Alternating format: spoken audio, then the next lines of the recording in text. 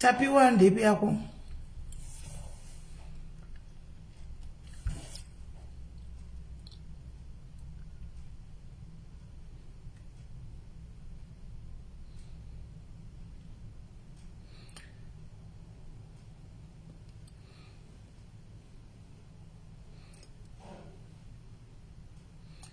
Guys, chero wapedza basa dedza ivamwe guys, dedza ivamwe tine nyaya nhatu dzakamira paline. Itai fast tine nyaya nhatu dzitori paline izvozvi. Itai fast guys, itai fast.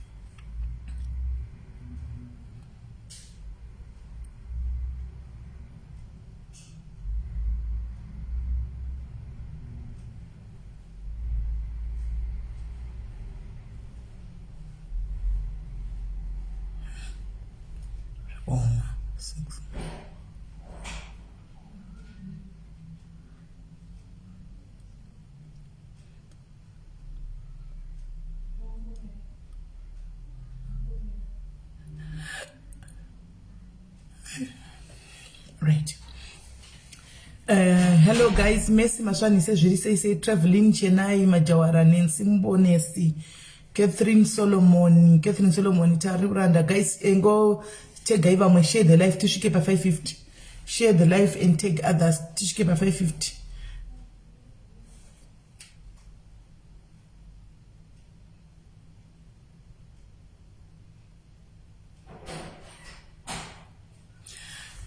Share life guys, share life mote gavamu, share life mote gavamu. Share life mote gavamu, share life mote gavamu, share life mote gavamu. Zeria, how are you? Pauline Malunga, say Petronella Chiangwa, how are you? Benita Benadi Panashi, Naso Abata time, Uri say Mike Kim, say Hansi sorry SIS MELLY, wait hey Mike Kim, what happened? Grace Moyo, say Hilda Magumbo. Rachel Robson, how are you? Febi Manangu Mandoza, say Messi Mudzonga, thank you, and I like your hair. Grace Moyo, say what's a name? Say Miracle, my boys, say Cherry. How are you, my lovely young sister? How are you? And I love your week. Thank you, Pledge, thank you. Shan's naming good 80s of free mode. Shahoma. Chelas, say Phoebe, Saru, Vivian, Yeukai, Eunice, Murisei, Ndaka, how are you? Eliwe Kadaize, hello. Say, right up, almost 500 guys, Ande, Poshiam Sonza, Tedias, Matendans, nice lips, gules, night Tedias, no, my lips are gules, sure. How you sure did that? No, my lips are gules. They look more beautiful. Thank you, Petronella Wadzima. Thank you, Anzi Bouncing Baby Girl, Rimbo. My Chang Mlanga. Shiri say, Memory, how are you? Fungai, Shiri say, Mildred, how are you? My children, Wangarova, Uri say, Molin Momo, how are you? Rangarai Machova. Thank you, Phoebe Nompilo, thank you, Tabapo, thank you. Right. Tabapa 514, Mendi Bobina. Kitchen, Pandozo, can do one Makwana Tanga, this guy.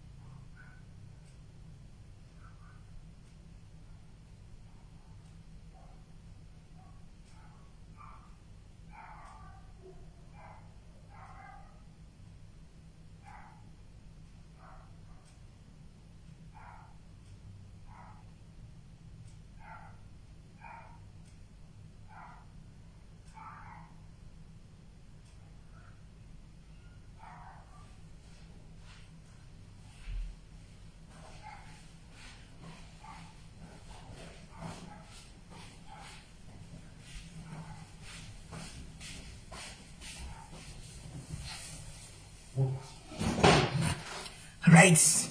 Takwana. Maskara seiko mamuka seika ndisa maneru guys. Muri sei guys. Alwana ninja ni dumela. Madegwa na budhe. Muri sei guys. Shiri kudidi. Muri right here kuma tima nenyika guys. Shiri kudidi. Hesi magima idoi muri sei. Shiri sei. Ya doyar kudungwa msoro. Songo akuchina masivano kutija ive na iwe. Nonosima mjiri sei. Hakuna songo masivano suka arukutisungira play.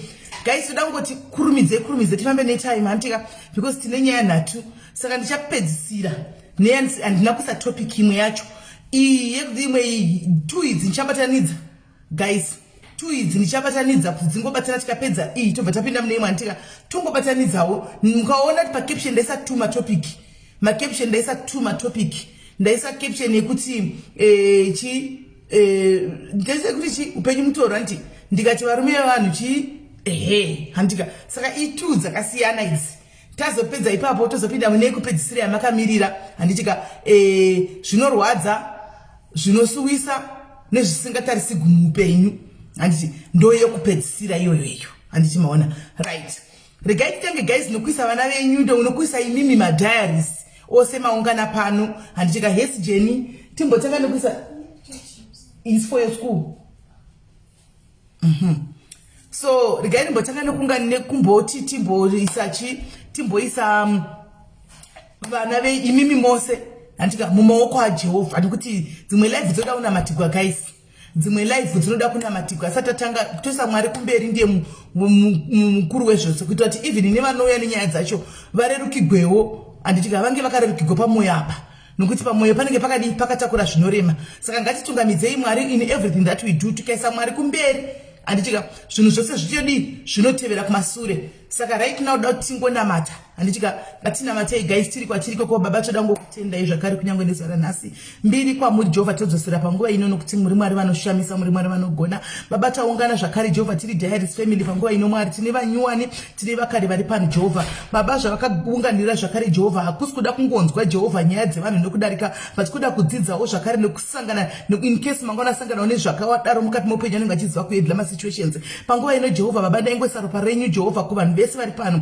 kavhai mumwe nemumwe neropa rajesu mwari vaprotecte vakomberedzei baba kune mweya inotenderera mweya isingadi chakanaka mastalking spirits mweya inouya kuzodisturba nekudestroya baba ndinoirayira nezita rajesu panguva ino kuti this is not the platform ngavaende kumatunhu mana asina mvura baba I pray for all those 3 that are coming today jehovha baba you know kuti mwari vakaremerwamo you know what they are going through ndaingonamatira peace of mind ndaingonamatira jehovha runyararo mukati momwoyo wavo mwari pavanokwanisa kuuya pano pavachauya pano mwari vave content vakwanisa kuzvibata zvakare jehovha mukati momwoyo yavo mwari baba jehovha varerukirwe zvakare jehovha pavanochataura nyaya dzavo uye zvakare jehovha vagowanawo solution jehovha vagowanawo mashoko enyaradzo kubva kune vamwe vavo zvakare pano mwari baba tinongokutendai nezita rajesu chingoti mwari fambai pakati pedu ivai nesu nokusingaperi amen right tapinda guys tapinda chiregai titange nyaya yekutanga tifonere munin'ina wedu wekutanga auye nenyaya yake nditi sobuti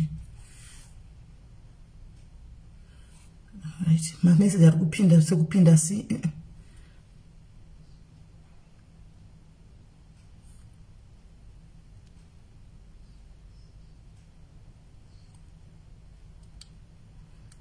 right okay it's done.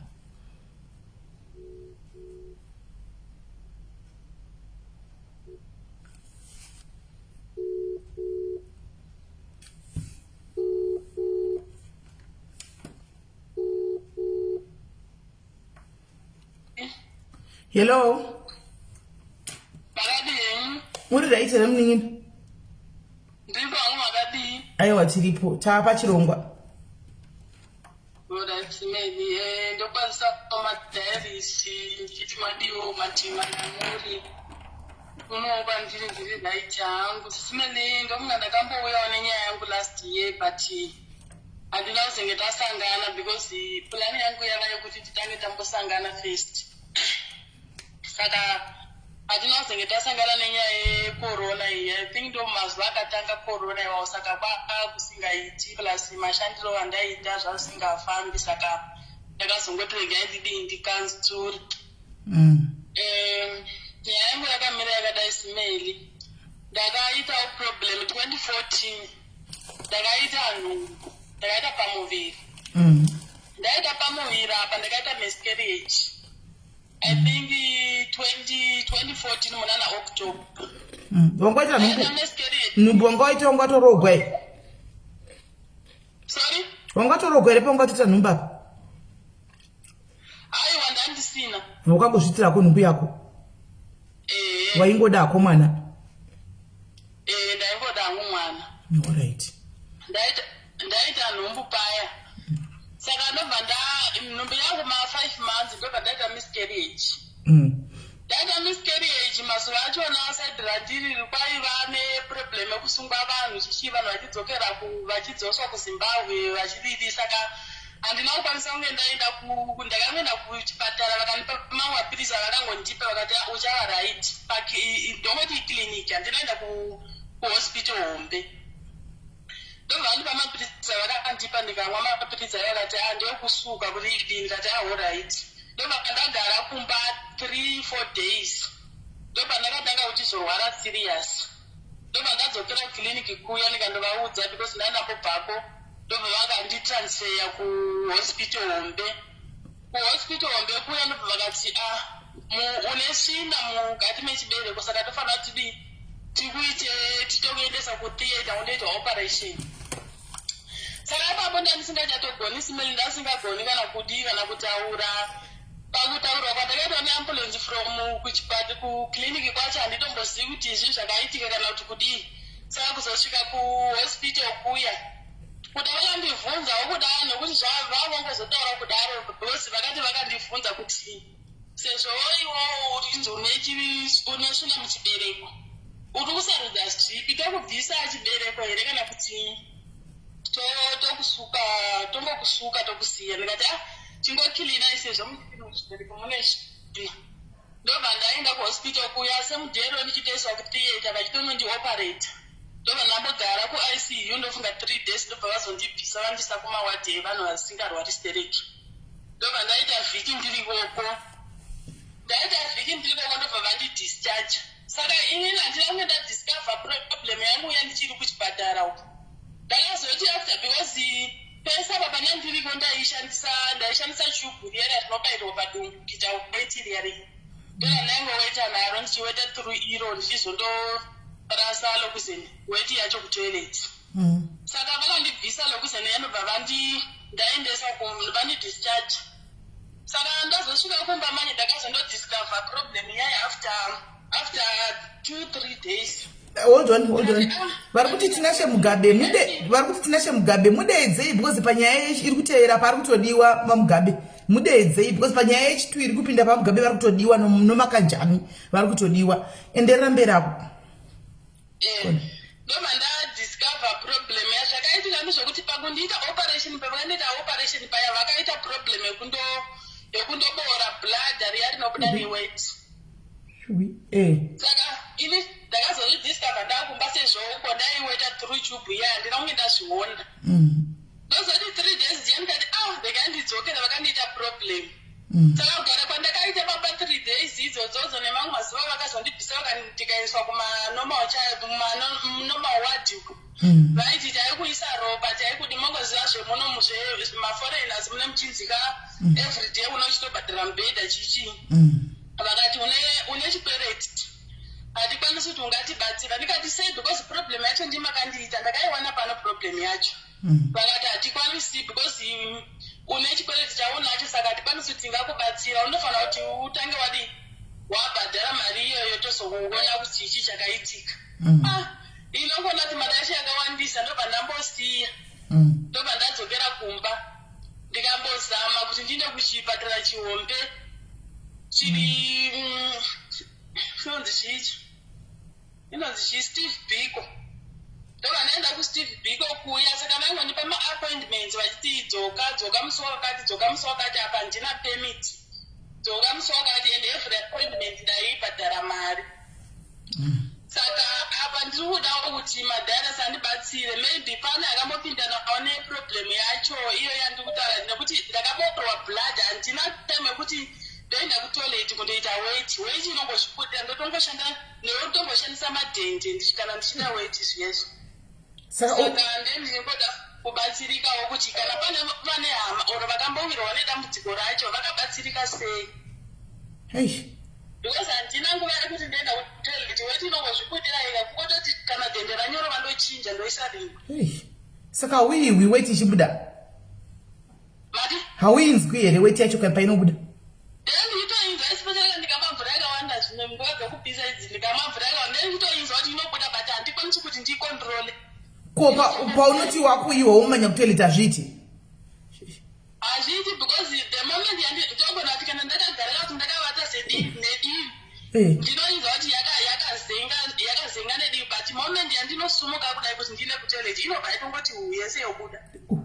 Zvinotendera rinyoro iwe weti yemunhu mukuru naiwe dende racho iroro? Dende rotonyorowa ndo life yacho yandotomborarama yokuti ndeni chingoti kana ranyorova ndobvisa ndochinja ndoisa rimwe. Ko zvino kuti zvokorona kuti amulevel 2 kuti chidzokera kuchipatara ke? Kuchipatara manje zvatoda because kwandinoenda kuchipatara vanenge vachida vanonzi chi proof of residence unofanira kunge uchigara mudhuze maome hospital yacho. And problem iripo ndeyekuti handina permit. Ivo vanenge vachida kuti unofanira kunge une permit kuti ubatsirike.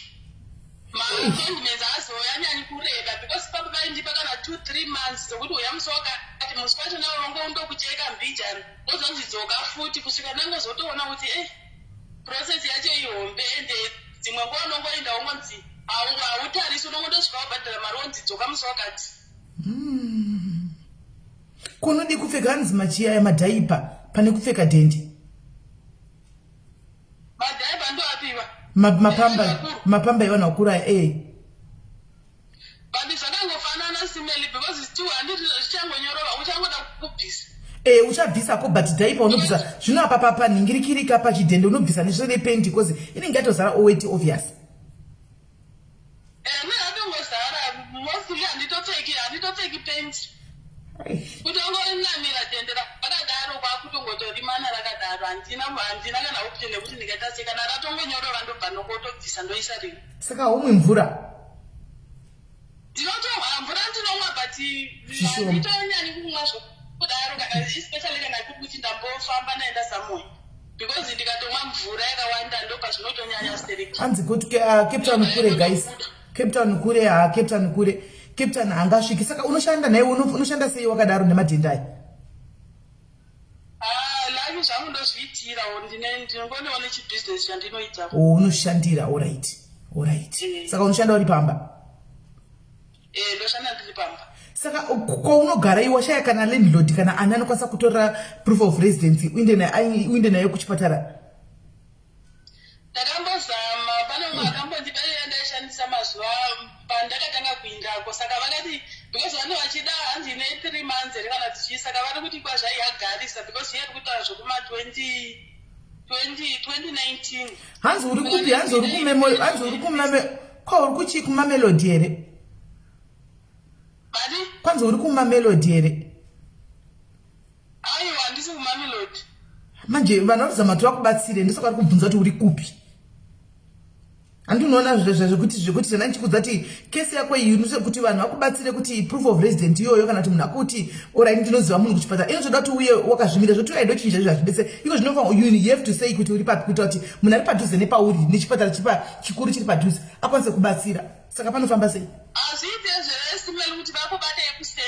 Ini handina nguva zvekuseri handidi kukunyepera munin'ini ndinowandika zvokuti ndotoita stress chaiko kuseri kana indatopedza nenyaya pana pakaitsa kana ndinowandikwa zvokuti haubvumewe bvunza madhimini ekuSAI and aifunga kuti ijoku ndichipandaivaudza kuti reko zvino vakunyatso kuzviona manje ndichishanda navo ndichivaudza kuti handazororo kuseri uku vakuzviona manje kuti sisimeri foni yenyu handikwanisi serious. But ini ndovoda vane vanoshandisa icho chipatara chandakuda cheSteve Biko because ndongandoda kuti ndimbozama ikoko. Steve Biko iri kupi hospital iyoyo? Proof of residence ndinokwanisa kuti ndiende ikoko. Iri kupi Steve Biko? Steve Biko iri muPretoria. Iri kuPretoria. Okay, rega ndivhure maline guys. I'm opening my lines guys. Kune vanoda kuziva kana uchigara kudhuze. Kola ari kuda rubatsiro rwemari, don't get it wrong. Ari kuda kuti kana hapana akambosangana dambudziko iri, how best can I do? Ndingabatsirika sei?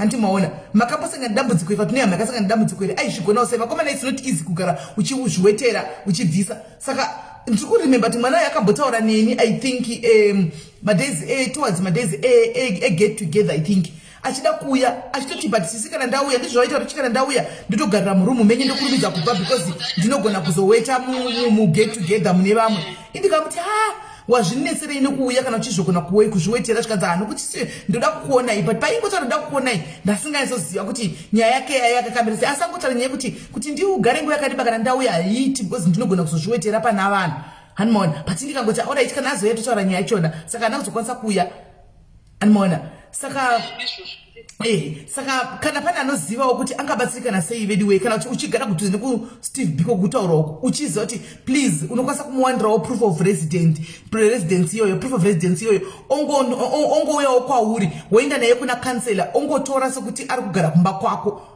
animaona kana uchigara kudhuze nekusTeve Biko iwe unenge uri mugari wemoka woenda naye kuna kansela anti paanobvunza papa yakansela kuti zita mubva manyoresa reuyuzhu animaona rega chinzwi vari kufona. Alright, mira wakadaro kola ndiri kupa 2 minutes chete. Hello, taurai. SIS MELLY. Muri sei? Vane makore mangani sister vari kutaura nyaya yechirwere? 38. It looks like you are irregular dysfunctional. Saka inonetsa kuti icorrectike. Even kana kupita catheter, I don't know, I doubt.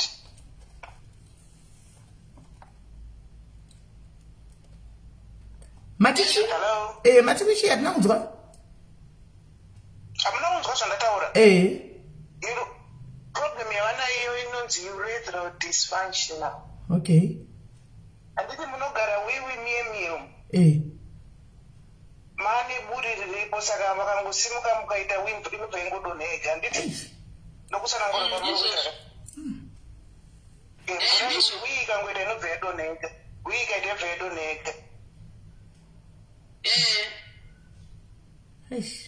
asi mwari zvinhu zvinosangana nevanhu ka I don't know kuti South Africa kuti inocharge denoita sei but it might be a very expensive operation kuti vaite recorrect.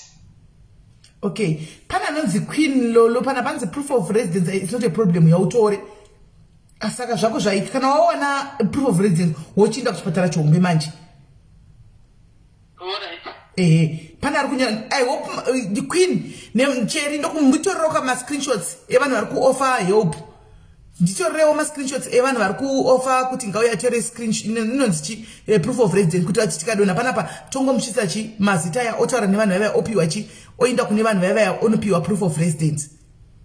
I think zvingatotibatsira izvozvo mutorero screenshot hanzi sue the hospital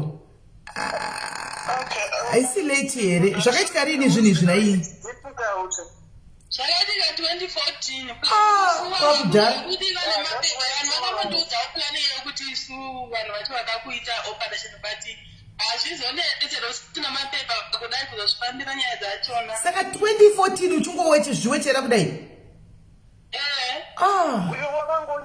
nai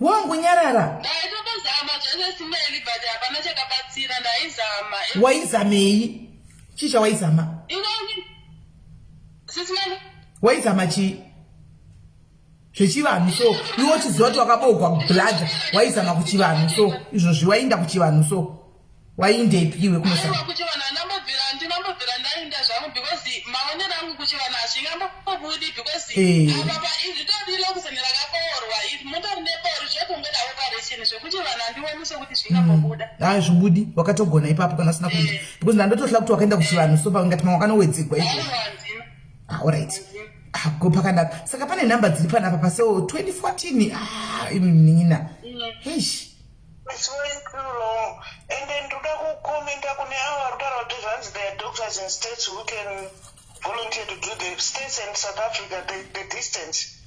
Let's not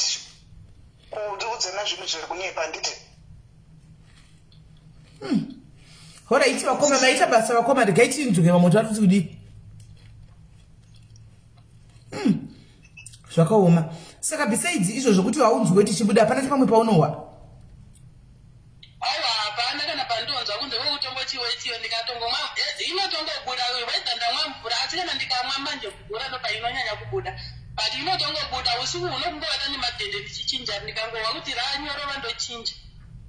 Aiwa kunyepa asi kunyepa hasi kunyepa muchida kuona munoona vanoda kuona ndekupaini munoitira video ko munotaridzwa hazvombonetsa here asi kuti hei time yachona yagara. Mozati kuti awane rubatsiro kanga achitanga aenda kuspig inonzwi kuspig Steve Biko kwacho koko hanzi you need transfer to be transferred. Yeyo manje kwanza kuti uende ku Steve Biko fa utamenda clinic uno transfer yo.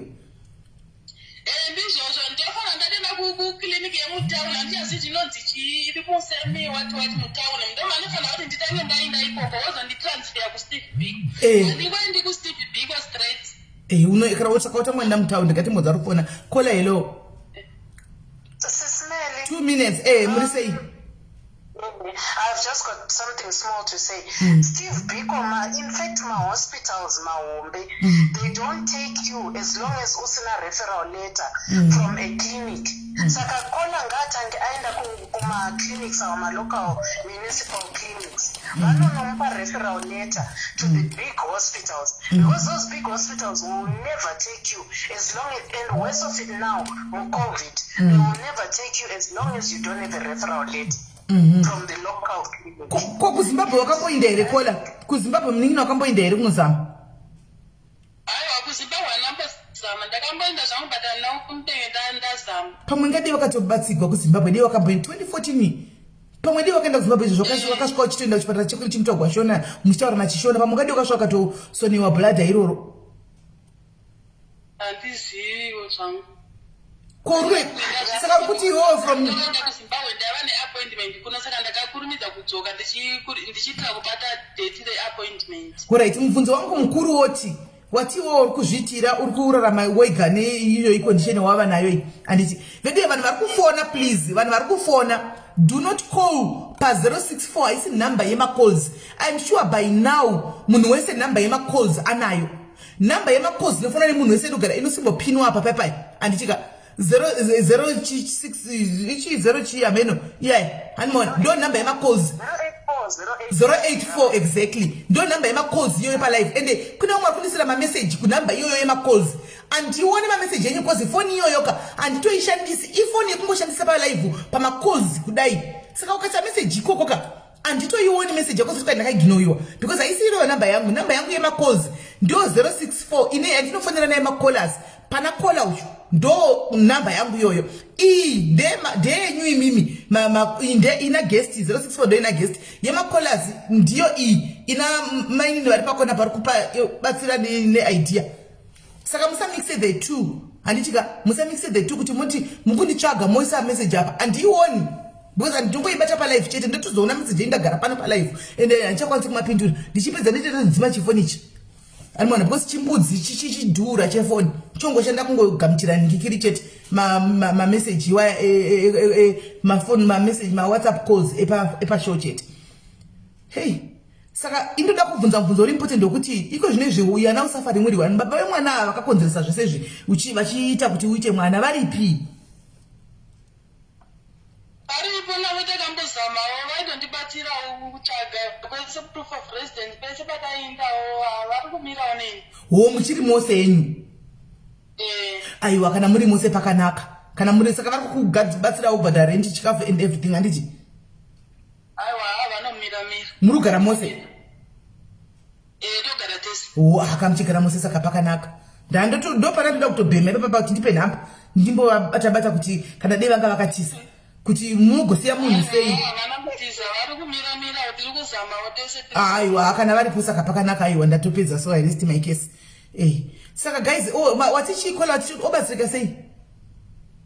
Ndanditi nini as Steve Biko won't take her as long as she doesn't have a referral from a municipal clinic. They're not taking my patients due to COVID. They are not taking my patients, my walk-in patients. Varukuti tanga waenda ku municipal clinic vokupa referral to Steve. Or the other thing that she can do, like inini, I have female problem, so to speak, and I needed to go to a bigger hospital to get it attended to. Ndakatanga ndaenda kwa private doctor. Because ndakaona kuti municipal clinic, they will try what they can, and sometimes avakupi that referral letter. So I opted kuenda kwa private doctor. Ndikanobhadhara mari yangu yeconsultation. Akandiudza problem yandinayo. And the consultation is only 400 to 500 consultation and it was easier because doctor yakandinyora referral to coronation. Ndikabva ndatoendeswa kucoronation. That's how they took me, because clinic yairamba kundinyorera that referral letter. Alright, ndida kubvunza mubvunzo kuti kana ukapiwa referral na private doctor ukaenda kubva kuna private doctor kai ukaenda usina chero iyo proof of residence yachona havakurapi kuti une referral yekwa doctor. Inini coronation kwandiri, it's far away, but they never asked me for that referral letter. Some hospitals are very strict, but some hospitals are not.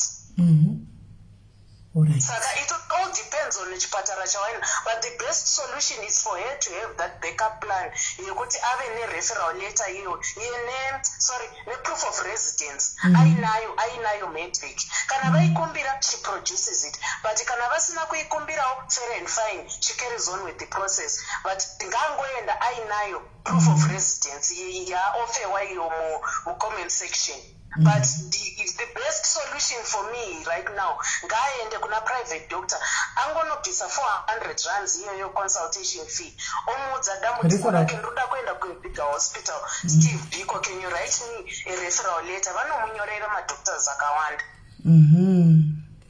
If she was anywhere near Joburg, I would refer her to go to coronation, because coronation deals with such issues, especially area they deal with that, and they are very good, those doctors. It's not a government hospital, it's a partial government hospital, partial private hospital. Saka coronation, most of the times, it's very good when it comes to that, as compared to my hospitals, our Mangwe are 100% owned by government. Okay, when I don't say what kind of referral, you referral, Zakangofanana, Jeroma, don't referral, men go, Jeroma, love men no coco.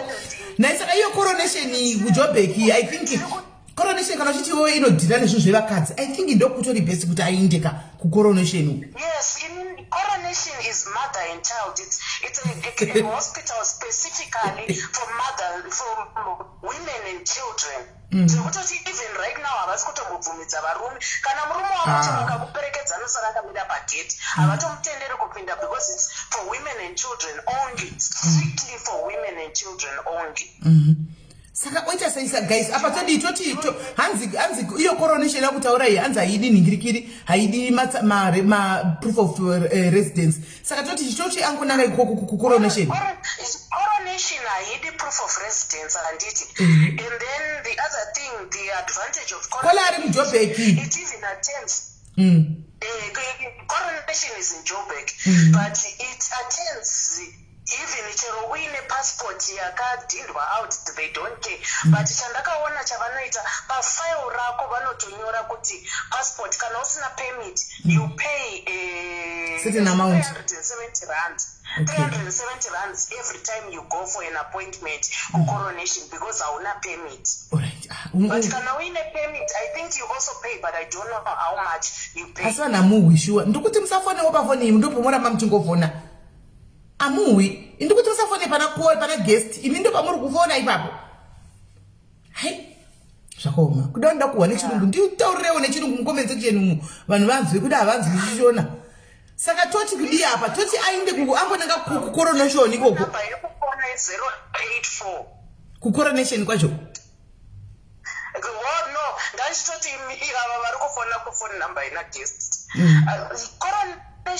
coronation avadari mafoni like any other hospital, but anyway, coronation, she can get a referral letter from a private doctor or end up coronation. They don't need anything.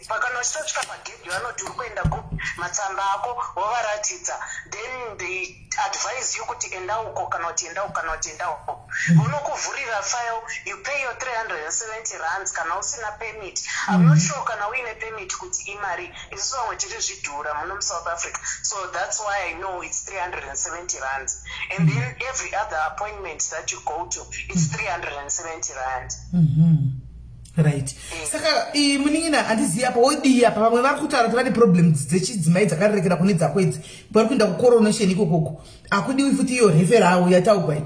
Saka wodi inodikana chisingadikani vanodi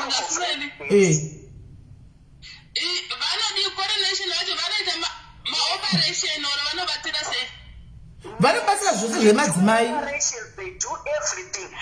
ndingaenda hanguisoko nokuti uku manje kusteve biko ndingaenda but maappointment acho ndogona kuita kugoreresa ndichingofamba sandakazoenda papa kusvika ndazongonoenda kuenda ndokwanisa kuzama ikoko.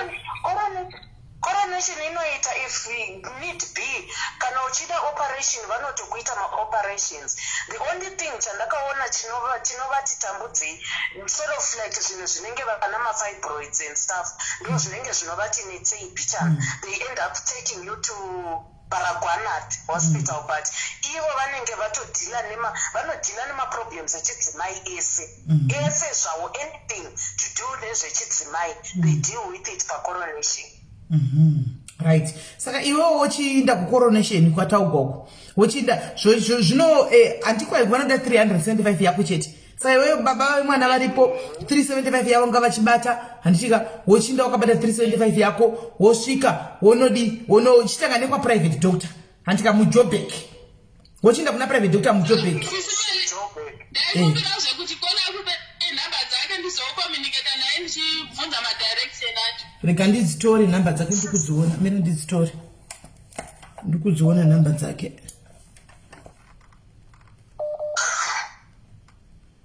I think kunobatsirwa ku wish you all the best. Tinenge takamirira kuti tinzwe kuti zviri kufamba sei. Alright. Coronation ndotoona unge is the best kuti agirire because ndakatomboitawo dambudziko reoperation yandakabva nayo kuZimbabwe. Yatomboitwa mistake but coronation yakandibetsera zvisingamboiti. Alright, maite henyu kola, thank you very much. Chirega yachiti ndichamupa namba yenyu motaura nakuseri momudirector kuti unofamba sei. Chiro akapinda momudirector kwa doctor kwamakaenda imini. Atangire kwa doctor kuopuwa chitsamba iye kuti aende kupi. Anyway, vanhu ndati musafonewo apa. Na indodara neztere kuti ningi usafone. Hey, zvakaoma. Alright, maita basa kola. Alright. Saka iwe ndozvowoita handiti munina. Wochinanga kupi? Wochinanga kundokupa namba dzaningikiri dzamainini wangu ari pafoni apa. Motaurirana okudirector kuna doctor kwakainda private ushu. Woinda. Saka iwe tongoti all in all chingobata bamuninga chaka 1000. Bamuninga chibata 1000.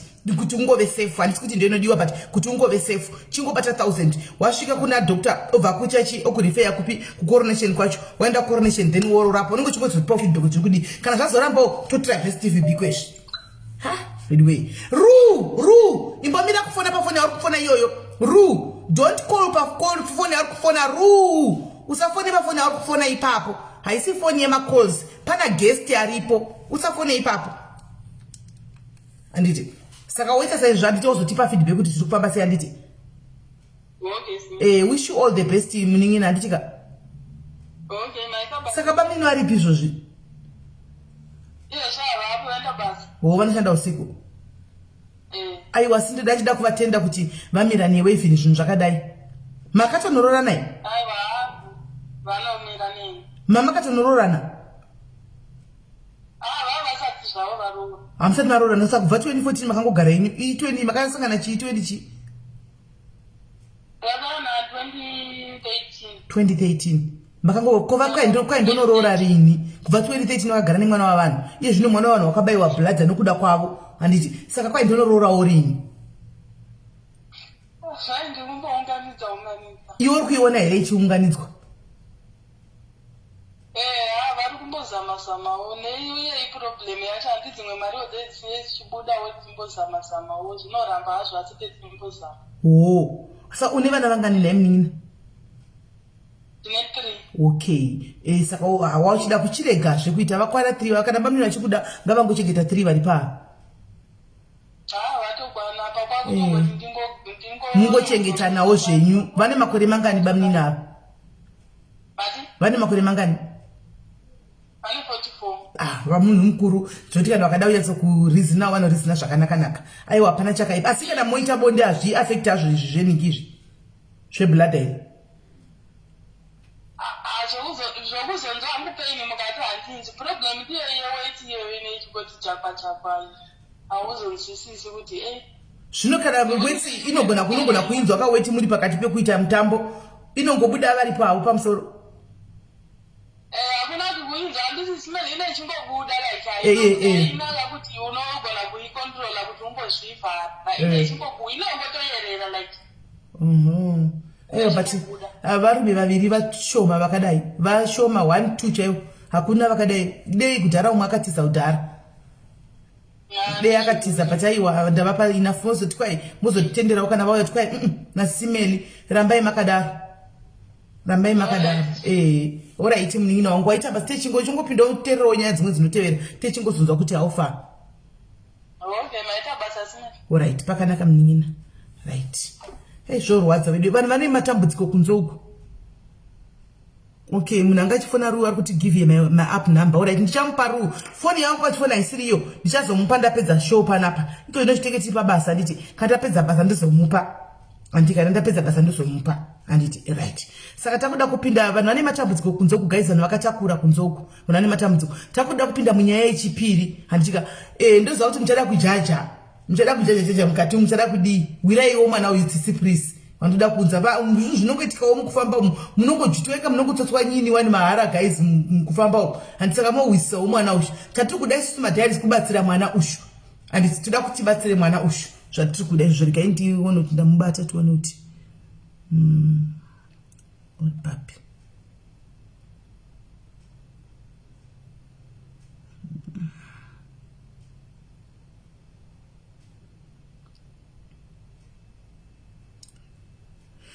Yani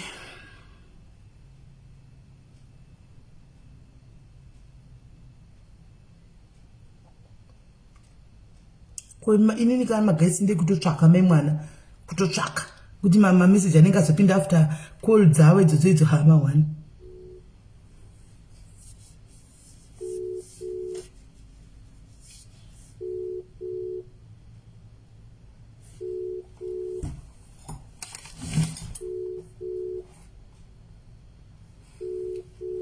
Gani mfonere direct nokuti fona direct ndifona nefoni ipi.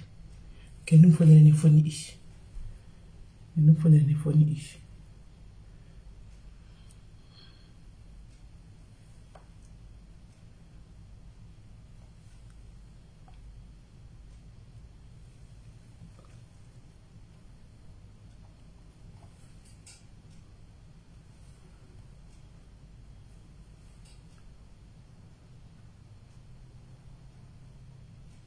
I hope munonzwa.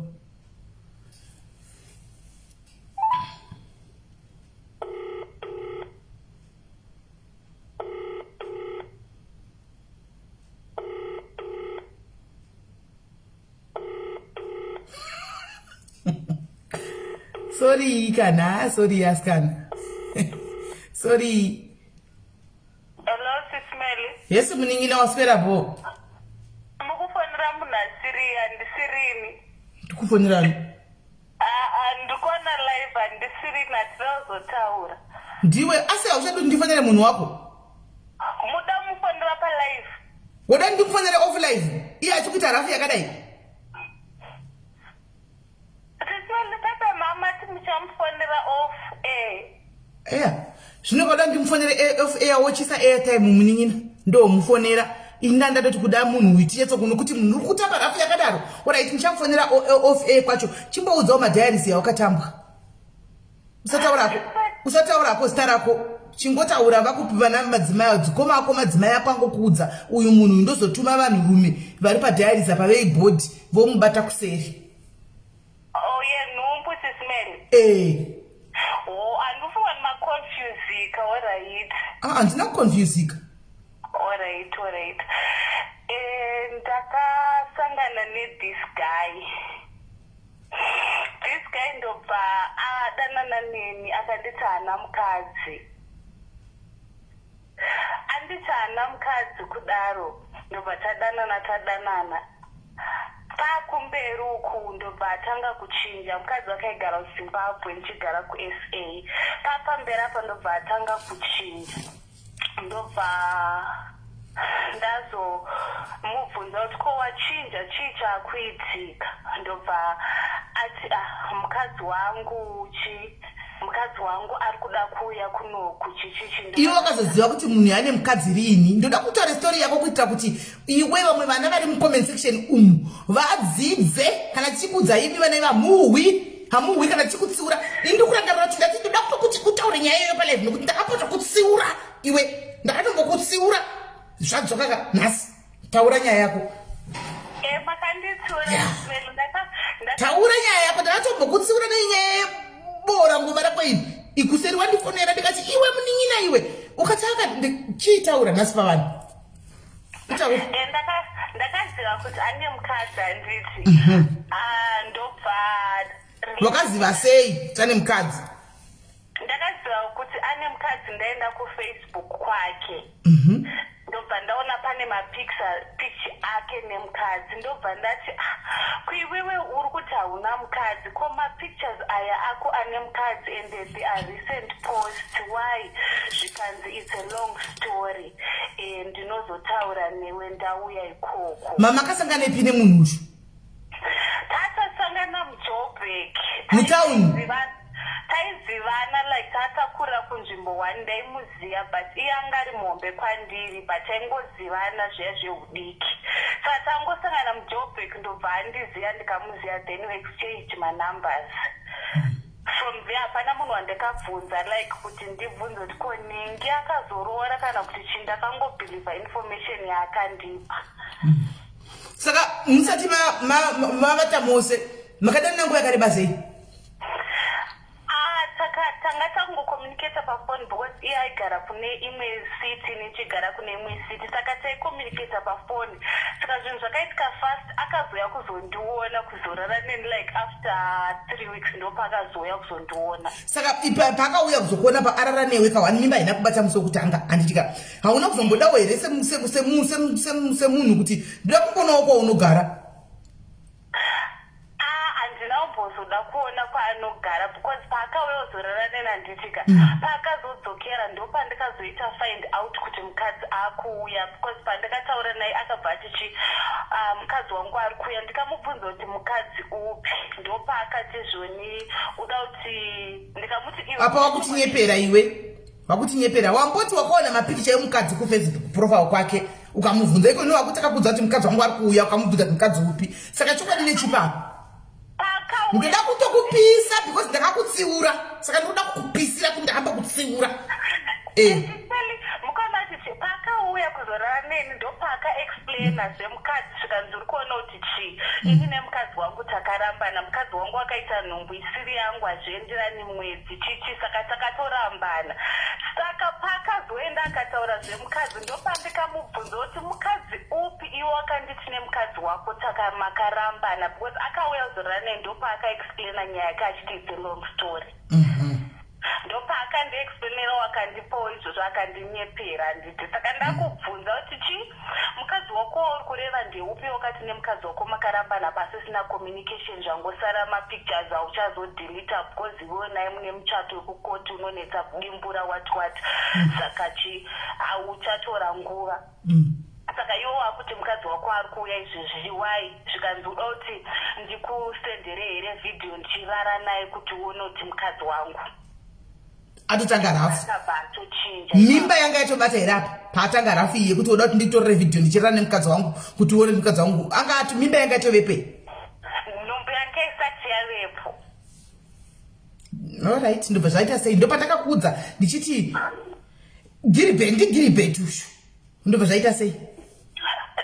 Zvadaro ndobva tatanga kunetsana. Mukadzi akauya mukadzi ndobva andibloka like 3 days. Akapedza 3 days akandibloka. Numba hapana handitika numba hapana handei wabloka ndobva zvadii? Ndobva andibloka ndobva azonditrace surprise visit achiyozokumbura regera kuya nemaflowers baby sorry chichi ndinokuda watwati munhu yakangorika nauya chichi but akuda kuti tidzokerane tagariswa pasi nevanhu vakuru kuti tidzokerane and chokwadi chiripo mukadzi aripo angotanga kungotaura mastatements akawanda ndobva ndati okay chief it's fine but mupfungwa mangu zvekuda zverelationship ndandisingachadi ndobva adzokera ndopakabva zvipatanga kuchinja zvinhu ndobva mukadzi atotanga kutogara kunoku ndobva tatorambana ndobva tagara like 2 years ndobva azobudikira akatanga kukumbira regerero akatanga kuti sorry ndikuda nezvako ngatigadzirisane paipai ndandisati ndaserious tike zvino ndaserious nerelationship ndakuda something chine bond newe chekuti tinyatsobhonda zvakanaka saka ndikuda mwana newe ndobva ndati iwewe kuda mwana zvikanzi ndikuda mwana newe chichi akusi kuti ndingoda mwana newe but ndikutoda newe wachona paiwo problem waipopota waitaurisa but ke zvino ndofunga wakura saka togona kuwirirana mukufamba uku ndakazorealiza kuti unondida ndakuda nezvako ndobva totaura nemafriends angu akawanda akatotaura navo vakanyengerera ndikanyengererwa ndikabva ndadi wavhura makumbo ndobva ndakaita fall into the trap handina kurumbidza ndikati nezviyemo ndikati nerafi akambonditamba ndoda kumurivenjawo zvaakandiita ndisingazoti munhu akatonditaimirawo neniwo wacho ndobva ndapinda murelationship ndichitamba naye ndichitamba kudaro ndobva akurumbidza akanondiratidza mabrothers ake mukuzonondiratidza mabrothers ake manje ndopandikabva ndafunga kuti relationship iri serious ndanoratidzwa mabrothers paya mabrothers audzwa kunzi munhu haasi kuda kundiitira mwana mudze kuti hapana handisi kumbomutsotsa ndichamuroora kana nhumbu yavapo zvese ndoita handisi kumbomusiya vana bhuti vacho vakandipa assurance vakanditi hamainini chese chinenge chaitika tinenge tiripo tinomira nemi hapana patinombokusiyai zvamauya kwatiri mauya ku the right people tisu vana bhuti vake chaivo ndobva ini ndobva natoti zvangu zvaita panapa ndinenge ndapinda ndaradzwa vana bhuti apa vana bhuti vachangwara vana bhuti vakura kakote vanhu vadiki vachena ndebvu wakave nechokwadi chekuti ndivana bhuti vake vekuzogwa naye chaiko chakaitika kuti ndonoti ndivana bhuti vake ka iye anga adzima foni yake because haana kurara kumba that day akadzima foni saka akamuka achifonera chibhuti vake achida kuvabvunza kuti mataura statement ipa handina kutsvagwa here kumba saka akashandisa foni yangu saka pafoni yangu ndine truecaller saka truecaller yakabudisa the same surname. Alright. ndopandikabva ndaita belief yekuti zveshuwa ndaana bhuti vake ndopandikabva ndava neassurance ndadzoka pandinogara iyaye ndokwaanogara relationship ikaenda mberi nhumba ina kubata ipapo ndikutotaura naye pandikazoenda kuperiod manje ndikutotaura naye andifonera bhebhi zviri seapo saka wakaita kangani naye usati wakabata nhumbu iwe kaangadzoka nemaruva apa ndofunga takaita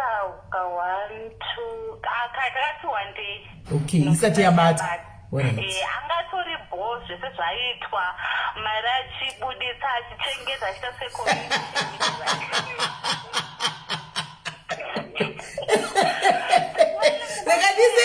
rekandiseke newauseke masikati wambonichemera masikati wangochichema musazochichema panapa rekaitiseke kuti iyanaye aseke masikati ambochema mwana wedu amboridza mbere chaiyo kwai zvese was correct everything was correct bhegi raibuda baba pamubhedha vairova kone tikona aiwa everything was bolato right zvangazitori right saka chaitika mufanira manje ndikutotaura naye ndikuti handiri kuperiod ndikutemwa nemusoro changomwa mapanado zvikanzi waenda kuperiod ndikati zvikanzi ko nhumbu ndikati unofunga kuti nhumbu inobata zvekudaro here haingobati pese pese zvikanzi nhumbu inobata papi pakaita sendova ndati unombuka une madays muno uichi mazano kune ma-ovulation tracker ndindakatomba idea ye-ovulation tracker ndivandati hakuna ovulation tracker then wotracka madays ako zvikanzi since nhasi uri kuperiod ndozuva rauri kuremember saka chidownloada the chief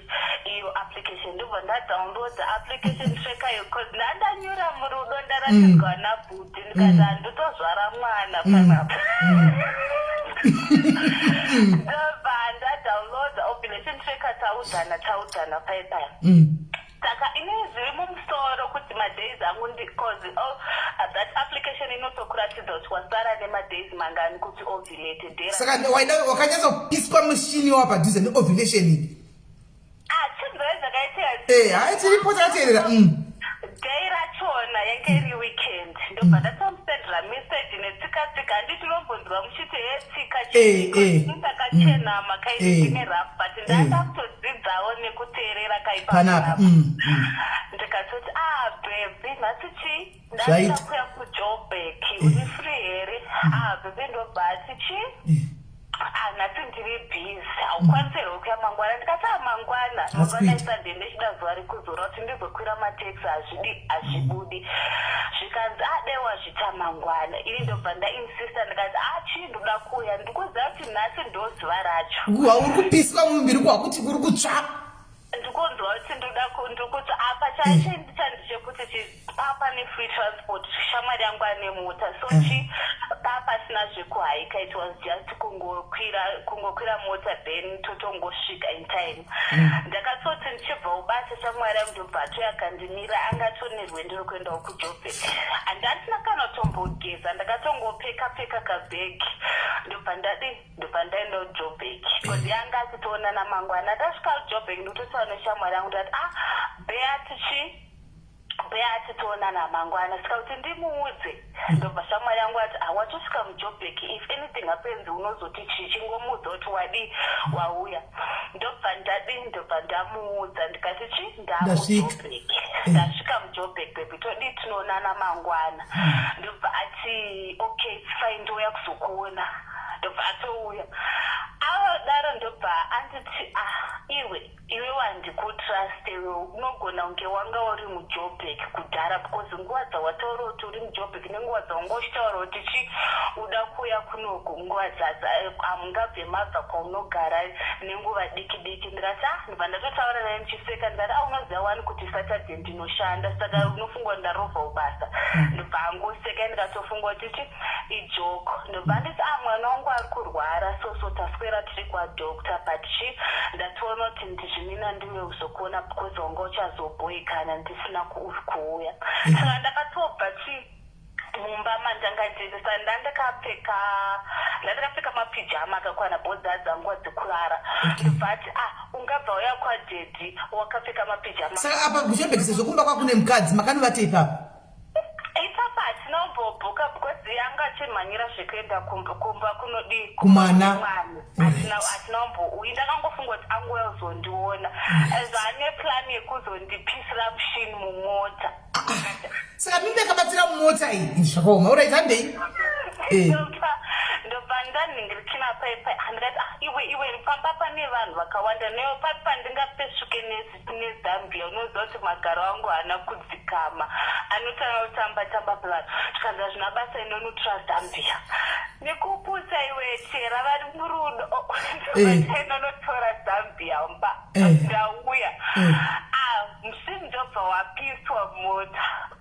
kangani ndobva wapiswa kangani udzakadhayarizi kuti kangani mumota wakapiswa kangani masa ndakapiswa ininzi ndantori nenzara iye anga chingodopisa zvenyota anga nestress yemwana angachirwara saka akapisa kahwana akambokurumidza ndikati handisati ndanzwa anything ndobva adzokoroza kupisa akadzokoroza isichakapisa ka4 alright saka mumota mama akawisa masite here kana kuti mama kadiko mama akawisa masite kana mama kadi wawakafufuradzira bhutu wawakadii imota hombe saka imejai accommodata kuseri uku imota hombe saka munokwana kuvata kuseri uku so utaikwana kwata kusenza. Saka hakuna vanhu vaipfura-pfura here murodhi vachiona mumota muchizunguzuka mune vanhu?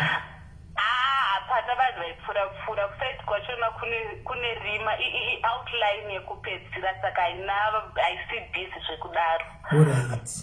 Ndobva mushini wapiswa ndobva vakuenda tabo ndobva vaenda mumba kwavo kachiti ndotaura newe mangwana. Mangwana ndobva azondisendera message because ndaenda kufanira kudzoka. Ndobva andisendera message kanzi tadzokera futi kwadokta nemwana handichakwanise kuya kuti ndizokuona. Ndikati okay fine, imboita chii nezvemwana. Ndobva ndadzoka. Saka ndakangomupawo nguvawo like 2 weeks. Ndobva ndati semunhu akurwarirwa nemwana aconcentrate nezvaakumboita kumba kwavo. Saka chakaitika nhumbu yakabva yakurumbidza kuratidza masigns because pandakabata hayaimbotadza kafo mumota hayaimbotadza Smell musadaro yaigotadza sei naye muningira mumota kafo asi apa yakari kuya kudakidza kapo tichazosvika kunosuwisa kunochemedza kwandoda kuti vanhu adzidzelese hande nenyaya ndobva zvadii. Saka zvadaro nhumbu chandikaita ndechekuti kubata kwandikaita nhumbu ndanga ndine blood infection. Okay. Saka nhumbu yakabva yakurumbidza kuratidza kuti pane nhumbu within 7 days.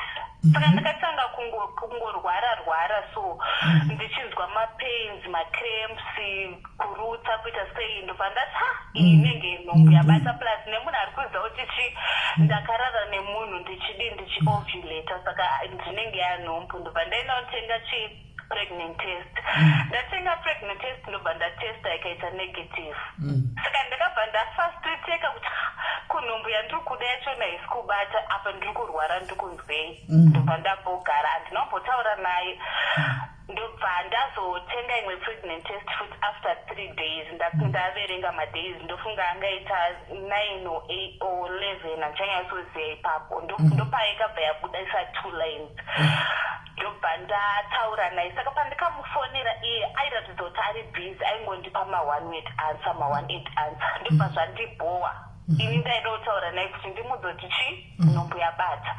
Saka nekubwekana ikoko kuti munhu ndakambompa nguva kuti adhile nemaissues ekumba kwake hachatauri neni. Zvakabva zvangosangana ndakungoti munhu akambondisiya so futi. Saka ndofunga pamwe ndonzira yake yakudondisiya nayo apa ndane nhumbu. Ndobva ndadini ndobva ndamusendera message ndikati saka iwe waida kuya muupenyu hwangu kuti uzondipa nhumbu chete iwe weke zvino hauchatauri neni chichi it's fine I'll pull through I'll take responsibility of my stupidity. Ndobva ndasenda uyu pregnant test. Ndobva angoti congratulations we are now a thing. Saka pakunzi congratulations we are now a thing chirungu chakandijamba kuti ndizoti airevei. Pakunzi we are now a thing wakunzi uri chinhu kuti zvadii we are now a thing ndakatadza kunzwisisa kuti kuzvi zvaari kutaura. Ndopa ndakabva ndagara like ndakangogara 3 hours ndobva ndamubloka because haana kufona kakuti afare like ndiye munhu aida nhumbu kandi kuti afara ati ndozvavepo chichichichi haanambofona ndobva ignora ndobva ndamubloka. Ndamubloka ndakapedza like 1 week ndakamubloka ndakatsamwa. Ndichiri pamwe tisi ndamubloka achazama kundifonera direct call akaona kuti akablokwa haanambofona ndobva siya zvikadaro. Ndobva ndataura nefriend yangu ndikati ndonyaya yatika munhu ndamubloka haana kana mbondifonera nedirect call which means munhu haana basa neni so friend yangu ndobva nditi problem yako unokurumbidza kungoriekta unoda kuti zvinhu zviitwe nenguva yako ngandidi nditaure nemunhu. Ndobva ataura naye ndobva atiti shamwari yako iyi haana care airwara vanhu vangu haanambotaura neni anga akanyarara all of a sudden angobudikira nepregnant test achindishatotanga asi yakanga makuziva kuti paigwara vana vakakuda kublema iwewe paigwarawo mwana wake naiye akanga achikupisa mushini mumota akadi kuenda kumwana kumanyira kumwana akuda kuita kunge iwe ndosina ke kana most naiye anga asinawo ke bva zvadii paya. Ndozvandakatoona anga kungopa maexcuses ini ndindaanza nemusha zvikanzi shamwari yako aida kuti zvinhu zviitwe nenzira yake vana vangu pavairwara angasina kana ke angobudikira achindiwedzera dzimwe stress dzenhumbu nhumbu yachona yakambotsaurwa saizvozvo here chichindobva friend yangu atachi munhu wako ingomujaira kuti chi ibenzi ingomujaira akadaro chichitsaka uri kuti chi zvikanzi chi mwana wangu chi ndinomuda ndinochengeta ndobva zvanzi zvoripo chitaura naye kamunhu wako zvikanzi ndotaura sei naye akandibloka ndobva chi ndamuunbloka paya ndobva ndobva ndataura naye ndikamukumbira regeration ndikati sorry chi isa frustration yangu kwauri yese tisingazive kuti newe utori nemaproblems auri kudhila nayo ndakangofunga kuti wandinegleta sorry zvako nethe way yandikabehava zvikanzi why you wakabehava so childish like that munhu waunoda haungambomutaurire zvinhu zvakadaro kuudza shamwari yako kuti ndozvandakuita zvisizvo zvandakuita zvichindobva ndati sorry hazvidzokorodzwe zvikanzi saka unokanganisa uchitemba sorry ndikati asingawani ndati sorry ndobva ndafunga kuti pamwe right mangwana ndikamukawo ndichimhorekawo mukasei bebi aingodaira date saka ndikamuti andinourara ndanyatsi kunzwa mushi oti ofunga kuti pamwe achazofonawo since wati hausi kunzwa mushi angasingafoni angangonyarara zvakatanga taura naye atotanga iri baba taura naye pfungwa dzangu ndobva ndati chi rega ndifonere chi vana bhudhi vaya vandikanzikana zvikaipa muti chi because ndandatosenza kuti zvinhu zvasiyana masiro akambondita pekutanga ndozvaakuita izvi ndobva ndafonera bhudhi vake vamwe bhudhi vake because mabrothers ake anga ari 200 nemanambers nawo ndobva ndafonera mumwe bhudhi vake ndikati bamukuru kuno kwakamira so bamukuru wake bhudhi wake ndobva kuti mirai titaure naye mukomana ndikati but paambonditsiura ati hadi zvinhu zvake zvinozikanwa nevanhu saka ndizive kuti nyaya yacho muchaitaura sei achandiblama kuti hautsiuriki kezvinovaudza vana bhudhi vangu ndobva vati okay mirai toona kuti nyaya yacho toitaura sei ndobva vanditi ndangomubvunza kuti bhebhi rako riri sei akatiti ari right haana zvaataura tafunga kuti achatanga nyaya yake yega saka haana kutanga ndobva vandibvunza kuti ataura newe here ndikati aiwa haana ndobva ndaona kuti handichazvikwanisi zvekungoti anongoramba achingondipa mawadimate answer ndichitarisirawo kuti titaure tironge tite sei ndobva ndati muudzei kuti ndindataura nemi saka bhudhi wachona ndobva vamufoneri ndobva vati munhu wako ataura kuti soso wekumudai ndobva ati orati ndichafona saka ini ndakabva ndamufonera kudaro ndakashurwa zvekuti ndakashurwa ndobva akanditi wafonera vana bhudhi vangu right ndikati ndavafonda zvikanzi what was the reason ndikati the way yawanga ukubhehava neni saka ndatadza kunzwisisa hati ndo vanhu vakandiratidza kuti zvikaipa ndotaura navo saka ndachiti maybe vanzwe kuti chii chandanyanyisa kukanganisa zvii zvaitika zvikanzi okay vanhu ivava vachauya nereply yako because wafonera vana bhudhi vangu kuti vandipadukire kavatore side rako varitora but inini manje ATM yangu yapera ATM yangu mfono yapera ndoita seko mira ndimfonere neisha ATM yapera mfono mira ndimfonere neisha haya mjolo pandemic ndati mudzidze vana kana tichikudza ipapa kuti mwana wangu uyu I told her pakambonifonera chitaura nyaya yemunhu akangati I'm not happy red signs dzakawandisa apa akati andinomuda chichi ndikati mwanangu uyu munhu wako uyu dei vandiriniwe chibva watozvisiya pasaiti sitora asiyana nazvo izvozvi so akati ndomuda munhu wangu ndikati alright hapana kuipa iko zvino munhu akutiza kuti kwai ndoda kuenda kuma-DNA paaipisira munhu mushini mota aiti ari mwana wake uyu angori pachena kuti mwana wake ma-DNA yei iwo kungochinja 2 minutes kungochinja 2 seconds dzangodza kuti ndine nhumbu munhu otochinja anaida unyatso ngoti aramba kuti apise pana da unyatso mupisa munhu panapa murume wacho andinoda unyatso kupisa zvi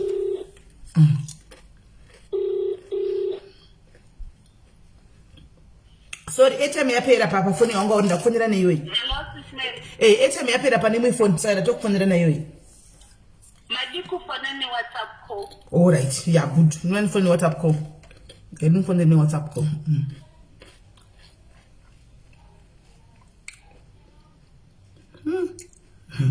Masha homa vana kiribeti ndati vana mudzidze mumaningi umu akambinga tombosiyiwa asina nhumbu munhu odzoka onyengerera nebhanduru ramaruva obvuma otonzi downloada chiapu chihameno apu iyoyoyo zvakaoma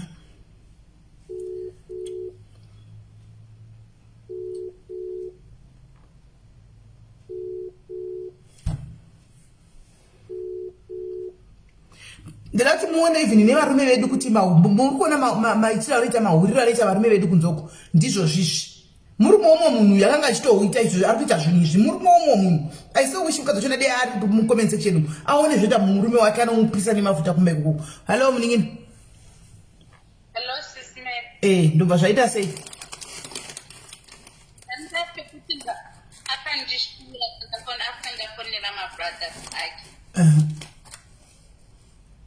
Ndafonera mabrothers ake kakandobva ndamuti iwe reply aloti ndipiwe nemabrothers ako wasi kungondiudza iwewe uri iwewe. Ndobva kuti okay uri kuda kunzwa alright nhungu iyoyo handichaide. Akatanga ati let's go our separate ways because unhu wako neunhu hwako iwowo handikwanisani nawo wekuti unoda kuinvolva vanhu mumaproblems ako. Ndikati vanhu vandainvolva ndevapo zvikanzi wafonera mabrothers angu vanhu wawafonera ivavo hauzive kuti vachatovora nyaya iwoendesa upi vakaendesa nyaya kuzimbabwe then mukadzi wangu abva atozviziva. Ndikati ko mukadzi wako wakumutaura papapi ini ndakakubvunza before ukazitiri kurambana kuti nyaya dzako unodzimirira ko chii chaitika zvikanzi inini handichadi let's just go our separate ways kuti undifungidze zvandakataura before hazvichabatsiri let's just go our separate ways handichadi. Ndikati ko nhumbu zvikanzi nhumbu bvisa nhumbu ndopa zvandotanga watobuda pachena manje ndikati ndogobvisa nhumbu chirudzwa zvikanzi bvisa nhumbu ndozvandikutaura inini handichade. Ndikati manje inini handibvise nhumbu kana iwewe uchida kutesta kuti abortion yako inoitwa sei wadi kumitisa mukadzi wako kumba then maita abortion ikoko inini handiti abortion because now it was an agreement pakati pangu newe taitoita zvataiita saka all of a sudden wakuta madecisions iya nekuda kwei why are you being childish kuti akuta waita zvinhu zvakadai so kutanga kuti zvone hauchade nhumbu yatovapo kudhara haichatobvi zvikanzi izvozvo ndezvako ini ndakuudza zvandiri kuda ukaita zvemusoro wako ukachengeta nhumbu you are going to suffer work because I'm not going to be there. Iwewe une vana vako already ini ndine vana vangu too. We don't want to ruin zvinhu zvakurumira vana varipo. Ndikati okay it's fine. Ndobva nditi ndabhizi kubasa tozotaura umwe musi ndobva akata foni akaita foni kugadzama kufona zvingafoneki akuchafoneki ndobva ndaudza bhodhi yake ndozvandaudzwa chikanzi chingopakai ngoitai state mining tinotaura naye hapana nhumbu inopiswa bva ndagara 1 month 2 months vana bhodhi vacho vari kungoti apa neapa ntaku 3 months ndobva ndasendera bhodhi vake message ndakavasendera message hombe ndikavaudza kuti zvinongoendekati chingi ndikukudisrespect but I feel kuti it was a conspiracy because amaimiririra munina wenyu muchiziva kuti achazodai so makandipa inemi assurance yekuti muchange muripo zvinhu zvakaoma but ke zvino hamuna action yamuri kuita muri kungotaura zvinhu zvisinganzwisisiki ende nguva iri kufamba ndobva kuti vashona vatora that message ndobva vamuratidza ndobva abva ndakafondera friend yangu akati zvonoudze shamwari yako kuti ngairegere kusendera bhuti vangu message ana bhuti vangu wozi ana bhuti vangu kana ndakavatarisa ndivana baba ngaavadhirire zvokuda kuvatongesa achivatongesa kuti chingafisa nenini ndobva ndikudza shamwari yangu ndikati anoti bhuti vake of course ndibaba vake but azive kuti bhuti vake vane foul language yavanotaura kwandiri inini ndakangovabudza chokwadi handinawo vatongesa but ivo vane matauro avanoita kana ndichivati pamwe munin'ina wenyu anga asingade kana kuti vanototaura kuti munin'ina wangu anga anotokudai achoti bhebhi rinondinakira zvakati ndindaitozoti muri kumboti kudii pamukuru zvezvotovakati kutoona kuti conversation yacho haichaenderani haisiya yabamukuru namaini nandisi muramu wavo ndobva ndatovakati ndobva ndati iye akufunga kuti ine handiremekedza hama dzake but idzo hama dzake ndosingandiremekedza unozati chiya hama dzake dzakatoudzwa kunzi ihure tikutamba nokuti bamukuru chaiwo wakutaura kuti vanhu vakuru munhu mukuru akadaro anouya achitaura kuti hanzi izvo kwainzi mainini maitonaka vachikudza vakamira kuti zvidii iyo vari baba kwauri nokuti ukade uchiva chitokurespect havana kuzwa zvinhu zvakanaka pamusoro pako zvinhu zvechiboys zvavaiudzana pachiboys pachihure kwavo kuseri kokoko I think ndo zvavakaudzana ndobva ndangostopa kutaura navo shamwari yangu akati achisiyana navo ndobva tagara daro saka ndakaramba ndichirwara since ndandine blood infection saka ndatozotaura naye I think apa 4 months pakomati ndobva ndataura naye because angambondibofa zvekuita abortion ndamuka ndikamupi zvanichi ndazoita reconsider nyaya yako yawakataura yeabortion ndaenda kwadokta dokta vanditi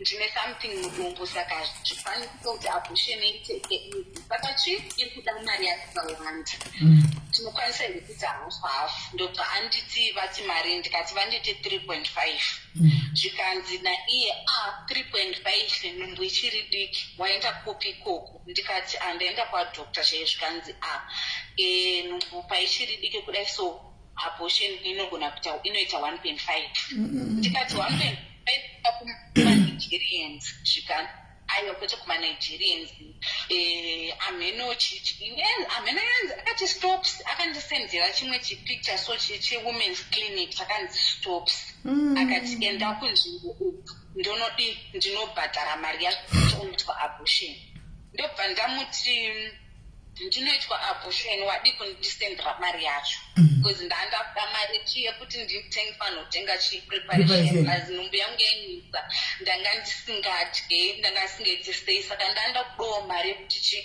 nditengewo chikafu nditestei since baba vemwana varipo havasi broke mari yekuchengeta vanayo ndobva anditi iwewe ndakakudza kuti ita abortion nguva ichiripo ike zvino nguva yafamba wakundudza mastatement mari tofana kuita hafu kana zvanzi iyo 3.5 yacho ini nichabvisa hafu iwo wobvisa hafu but aive right hake pakuti muite hafu aive right handi maina kigwa mose mena gwamose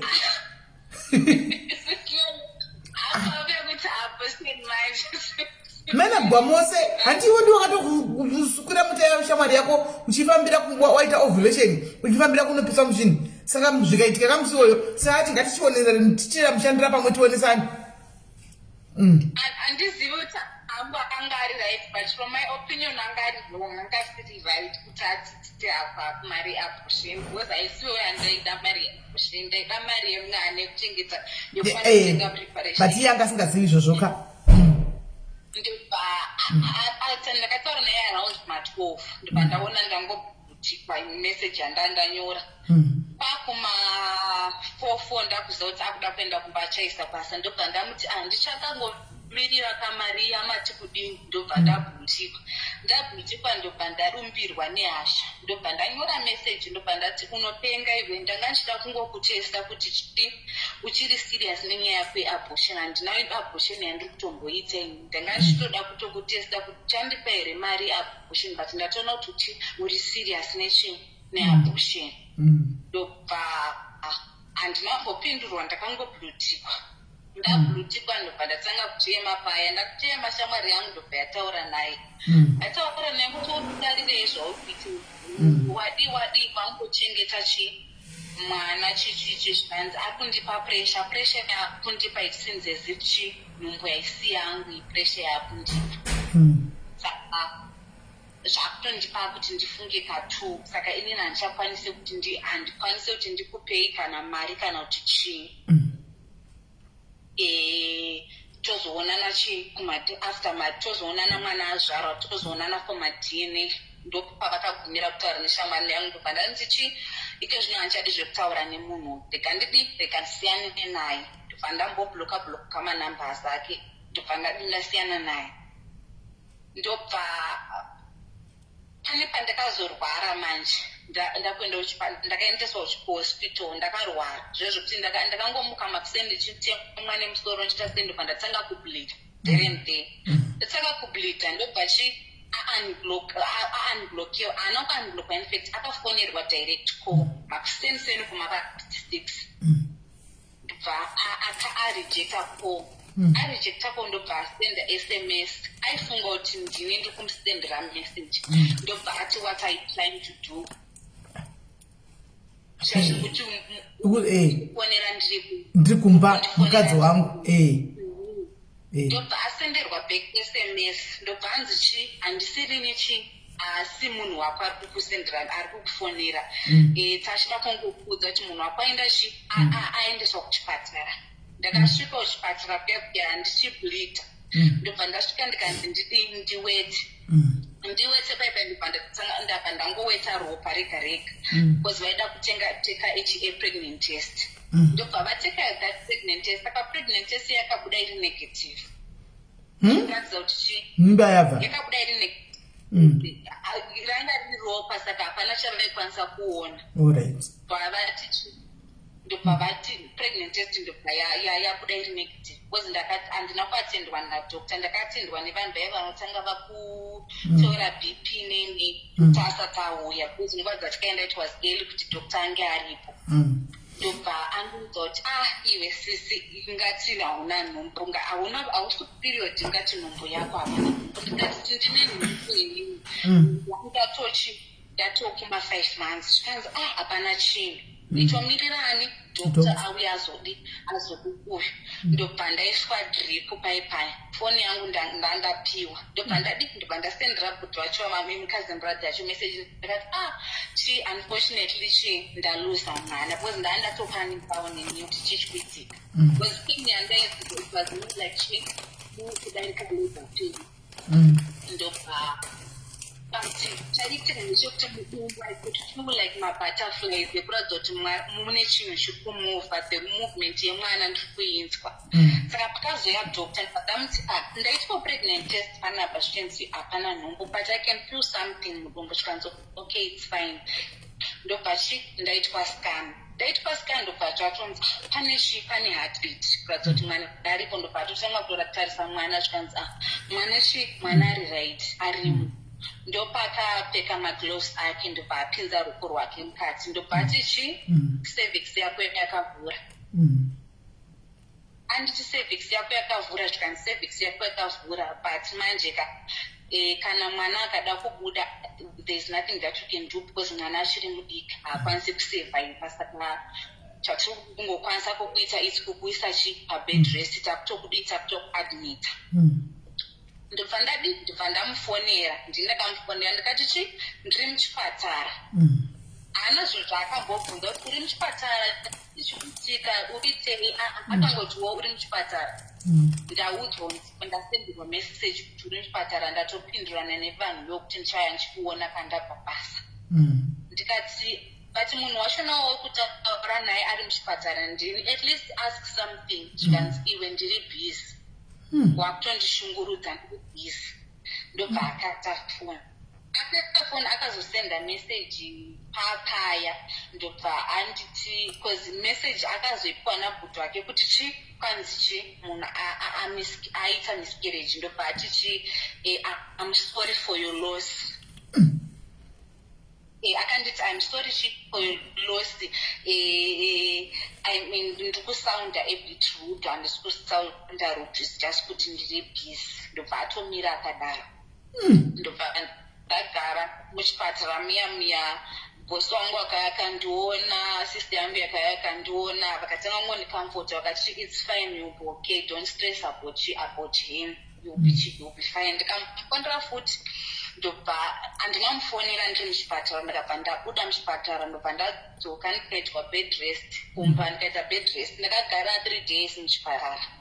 Ndobva vanditarisa ndobva vaona kuti cervix iri kuita ichivhara. Ndobva vati une UTI. Ndobva vandipa matablets maantibiotics.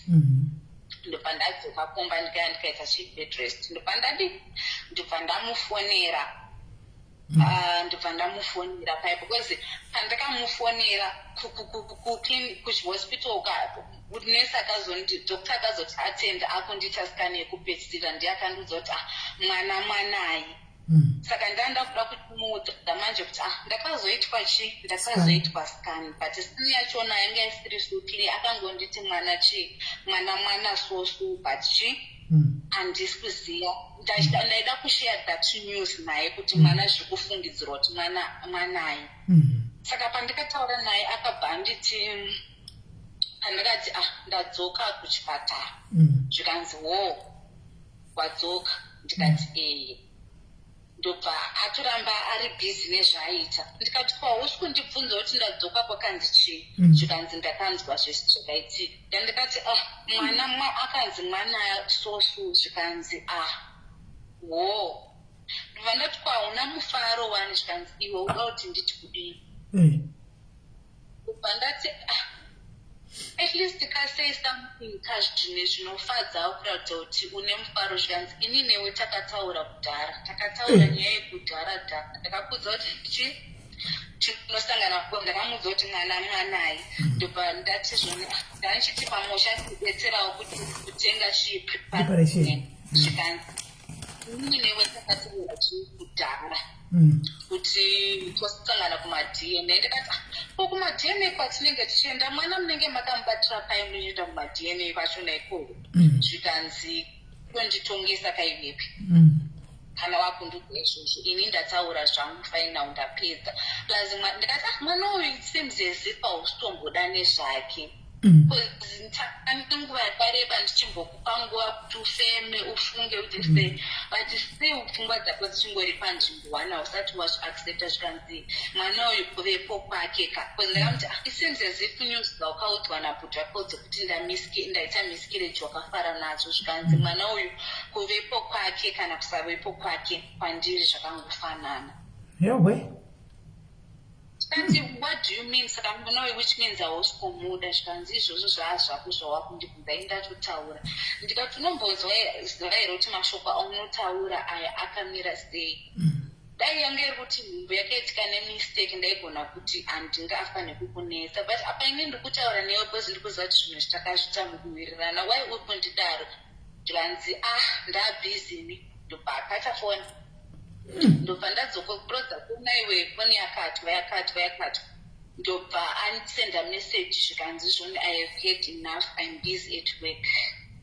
Ndobva ndasenda audio ndichimuudza pamwe kuti ndaitochema handinamboreply zvakabva zvasiyiwa zvikadaro. Saka nekuda kwemahormones nhumbu iri kudamwa baba vayo. Sometimes ndinomboramwa, pamwe pacho ndombopona. Nhasi ndobva ndafona because ndandane mapictures emwana ndakaendeswa inonzi ultrasound scan. Pictures emwana ndatori tiine mapictures emwana. Ndine mufaro kuti ndaendeswa because wangu atondiendeswa nemari yake kati ndikuendese because akuziva situation yekuti munhu akazonditamba rafu. Saka ari ngotry by all means kuti ndifare ndisafunge kuti baba emwana avapo. Ndatomufonera ndachida kutoti ndimusendere mapictures emwana.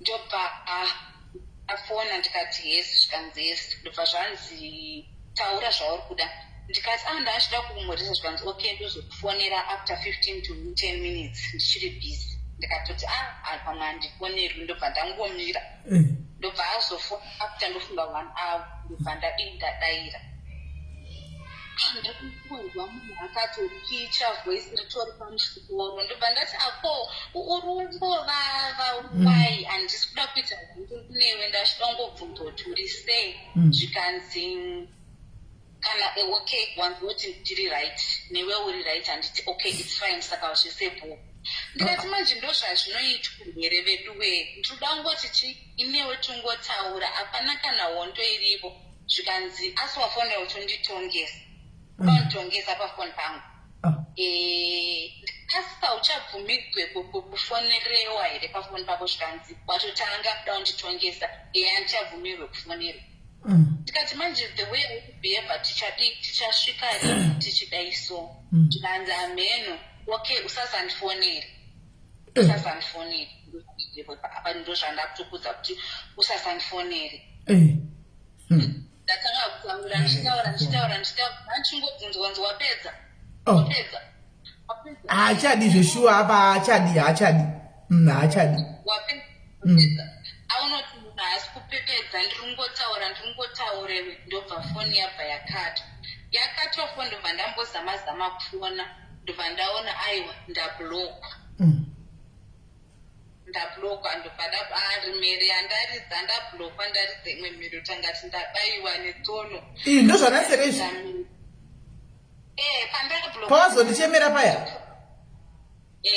wanga wabva kublokwa una kududza zvoti wabva kublokwa paya handina kukudza kuti ndabva kublokwa but ndatobhlokwa ndobva ndatoona kuti agame over pamwe pese paanga asingandibloki ndachingoti haasi kundibloka aringoti ngaataure zvaari kuda kutaura ina handipindura ndichese ndobva andibloka saka izvezvi nanhasi ndichitiri ndakablokwa but ndinenge ndambounblokwa because ndamboona pane profile picture ndobva ndazoona handichaone profile ndabva ndatongoblokwa ndobva ndambozama kufondera wamwe bhudhi vacho havana kana kutombodaira hapana tombodaira ndobva zvatongufa zvikadaro right saka mwana wangu uyu atori musituation izvozvi as we are speaking nyaya iyi yatoitika nhasi paafona achiema ndifunga ndopanga changobva kublokwa saka anga ane shungu muri kuona I feel sorry for mukadzi wacho mufunge hapana chaari kuziva agere mumba ibaba ndiye vari kutamba munoona dzatongotambiwa mudzimba uko tine chingotambiwa idzodzidzi takagara hedu vana maimi yako mazivei chamaziva hapana mai mwana alright chindiudzai kuti izvozvi alright chindiudzai kuti makambonotestiwa here naye mwana nemurume wako kunotestiwa chaasina asi kana wane nhombo pakunonyoresa panopaunonotestva so wakatonyoresa here ndakatonyoresa alright iwe noti apa mwedzi upi tapa 6 months parisara 3 months apa nhumbi yakurai munhu asi kubatika munhu ari kungotsika madziro munhu ari kujamba unoda preparation unoda kudla iwe wacho unoda mwana achizvarwa anenge achidawo madhaibanda kwaanoshanda nokuziva anoshanda handinyatsokuziva but ane mascreenshots akambondipa sort of like ekubasa kwake saka unyatsoziva ndeipapi ende kwaanogara ukuzivi kwaanoshanda ukuzivi kwaanogara ndokuziva anogara Joburg ndinokuziva kwaanogara pacho ndopaziva aiwa pamba handipazive zvangu but kana kuri kwekuti ndikazoti ndiri kufanira kuenda kumba kwake kumba kwake tinogona kusveka tinokuwana okay aiwa usaenda kumbako nokuti maiguru vangafenestress hapana chavanoziva pamaita gemu renyu paya maiguru vangu asipo hapana vachanotomboziva zvavo maiguru asi kuti chiripo nchekuti waramba hako kuti munhu uyu kuti mupiseka nokuti maybe uchine hope yekuti pamwe achadzoka but wona i6 months idzi anodzogona here kutenga preparation yacho ka1 because unogona kubara kumupisa pafoni anogona usadaira because anenge ari kumba but handisiri niwe kaini andozonidaira nei because handisiri niwe pamwe mukadzi anenge akagara ari padhuze pamwe anogona usada kudaira foni kana anga adaira kandaingomuti ndokumbira umubude panze bankuru pamunini ndotiyesopedzerana ari kure uko kuti kana musina if you are not going to take responsibility tichauya nemunhu nemusashambisika tasvika pamba penyu period totouya kosiya munhu ipapo kwakungomubvunzira at least ngaatenge preparation yemwana wake Andiona ngaatenge preparation yemwana wake sanganai pakati 50-50 akambotwa itoita 50-50 ya chiita 50-50 ya chiko zvinoka iwo antu watokufana kutenga zvimwe zvinhu zvemwana nenga achitoka juti rake kuti mwana handisi sure kuti mwana wangu saka ndamirira ma-DNA. Haiwa, hakuna anozviziva kuti mwana ndewake. Nyaya iripo ndekuteteka munhu uyu ndiGilbert akagara asina basa newe mwanangu. Zvandakambokudza paya. Akagara asina chekuita newe munhu uyu. Handiona. Aingoti ndawana side chick yangu. Zvekuti mimba ida kukubhilivhisa kuti iwe ndiri kudiwa. Ndinodiwa singaiti. Iwe waibhilivhiswa ipo paya. Handiona. Zvokuti iwe newe wanga kamuteerera ukaramba chikuti nhumbu iri kuramba kubata. Dena nhasi muri mose.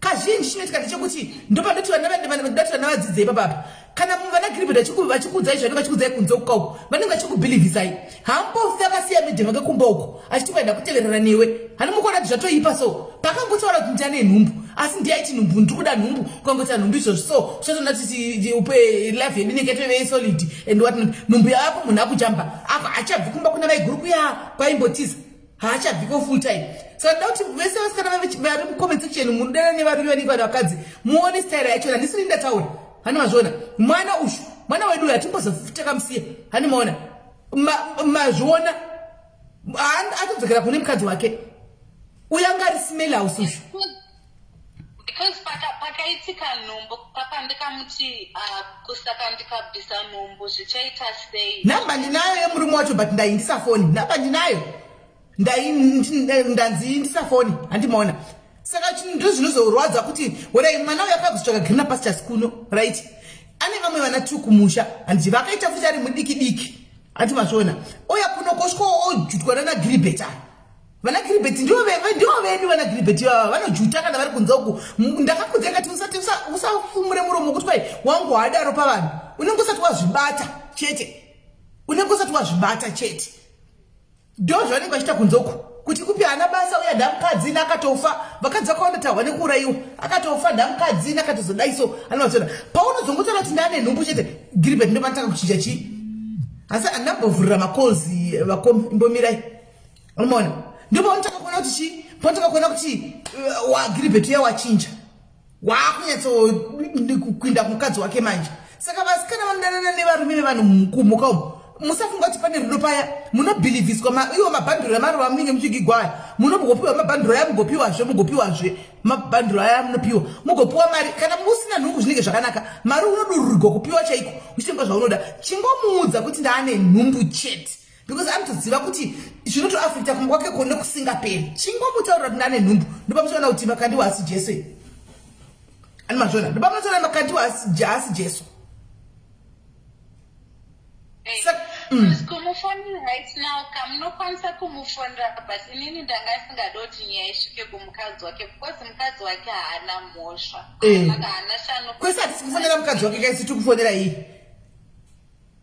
unenge ane mukadzi anobva azoda kuenda kuda kuzonzwa conversation yacho iri kutaurwa then pamwe mukadzi wopatuzviziva then mukadzi anenge abroken naau ndenge ndatodhemeja mhuri yemunhu ipapo hapo uri right chose ndakazviita hangu but not kuti ndanga ndine ma-intentions ekubreaka imba yayo waida kuti wamukadzi wechitu sekuti wangozwa ndokuroora waitozongoitako mukadzi wechitu ndozvawaida asi sitiu chadiwa wakati mukadzi wechitu mira chadiwa wakati mukadzi wechitu mukadzi was going to be broken nokuti wakanga wazvipira kuita mukadzi wechitu you were going to break the wife because anenge asina kuzvigadzirira kuti kuchauya mukadzi anenge asina ugadzira hake kuti kuve nemukadzi but munongozivawo pamwe kana wamboitawo marelationships nevakomana apa une vana vako tu zvinenge zvisinganyakofamba unochitoitwa ungati wewe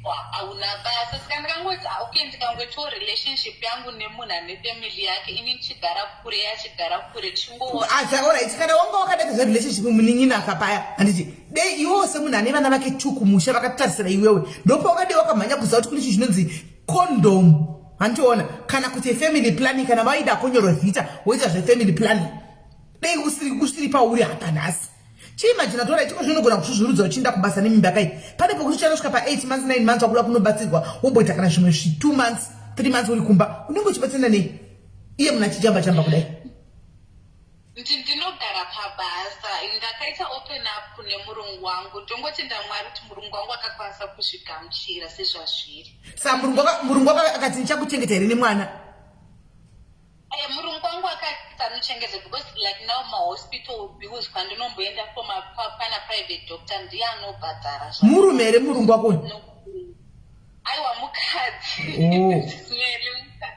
Mukadzi akangosvigamuchira because pane pamwe pekuti Gilbert akambouya akati izvoni ndakuda kuti uite move in kuJoburg kunogara neni kuJoburg kudhuze kwekuti ndinokona everyday. Saka ndakabva ndaudza murungu kuti murungu ndakuda kunoroorwa so Gilbert uyawo kumbondichemedza gore riya adzoka. Murungu wangu ndobva ati chi inini hangu handidi kuti urwadziswe. Take things slowly. Usakurumbidze kuenda. Chichi handisi kurambidza kuti unorura because nemurungu wangu tagara I think now 5 years tiri tese. Okay. Uri kumushandira mumba? Ndiri kumushandira mumba plus nemwana wake tiri. Alright. Ko pauchadzenge wabara iwewe anenge akushandira nani mumba?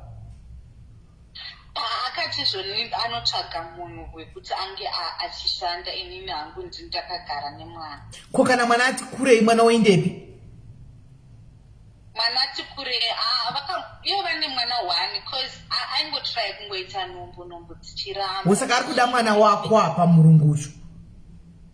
Saka mwana anogona ari kutogomudawo mwana because ane that extra care yemwana yakawandisa sereki kuti mwana nyangwe ndikati pakati parwadza ndototonzi gara. Hausati waudzwa shoko rokunzi ndiadoptise mwana wako? Aiwa kana muIndia vaite izvozvo mumaIndia.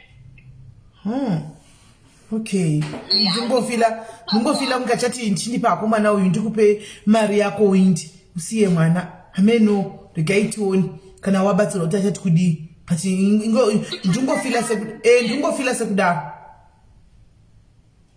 Azvino you never know kuti mwoyo wakanaka waanenge achita unosvika papi. Wokuti anobva ati gara hako panapa ndichatsvaka mumwe achibhadhara mumwe wogera hako kuboisika ikoko wakamirira kuti achimirira kuti mwana ukure achikupa mari.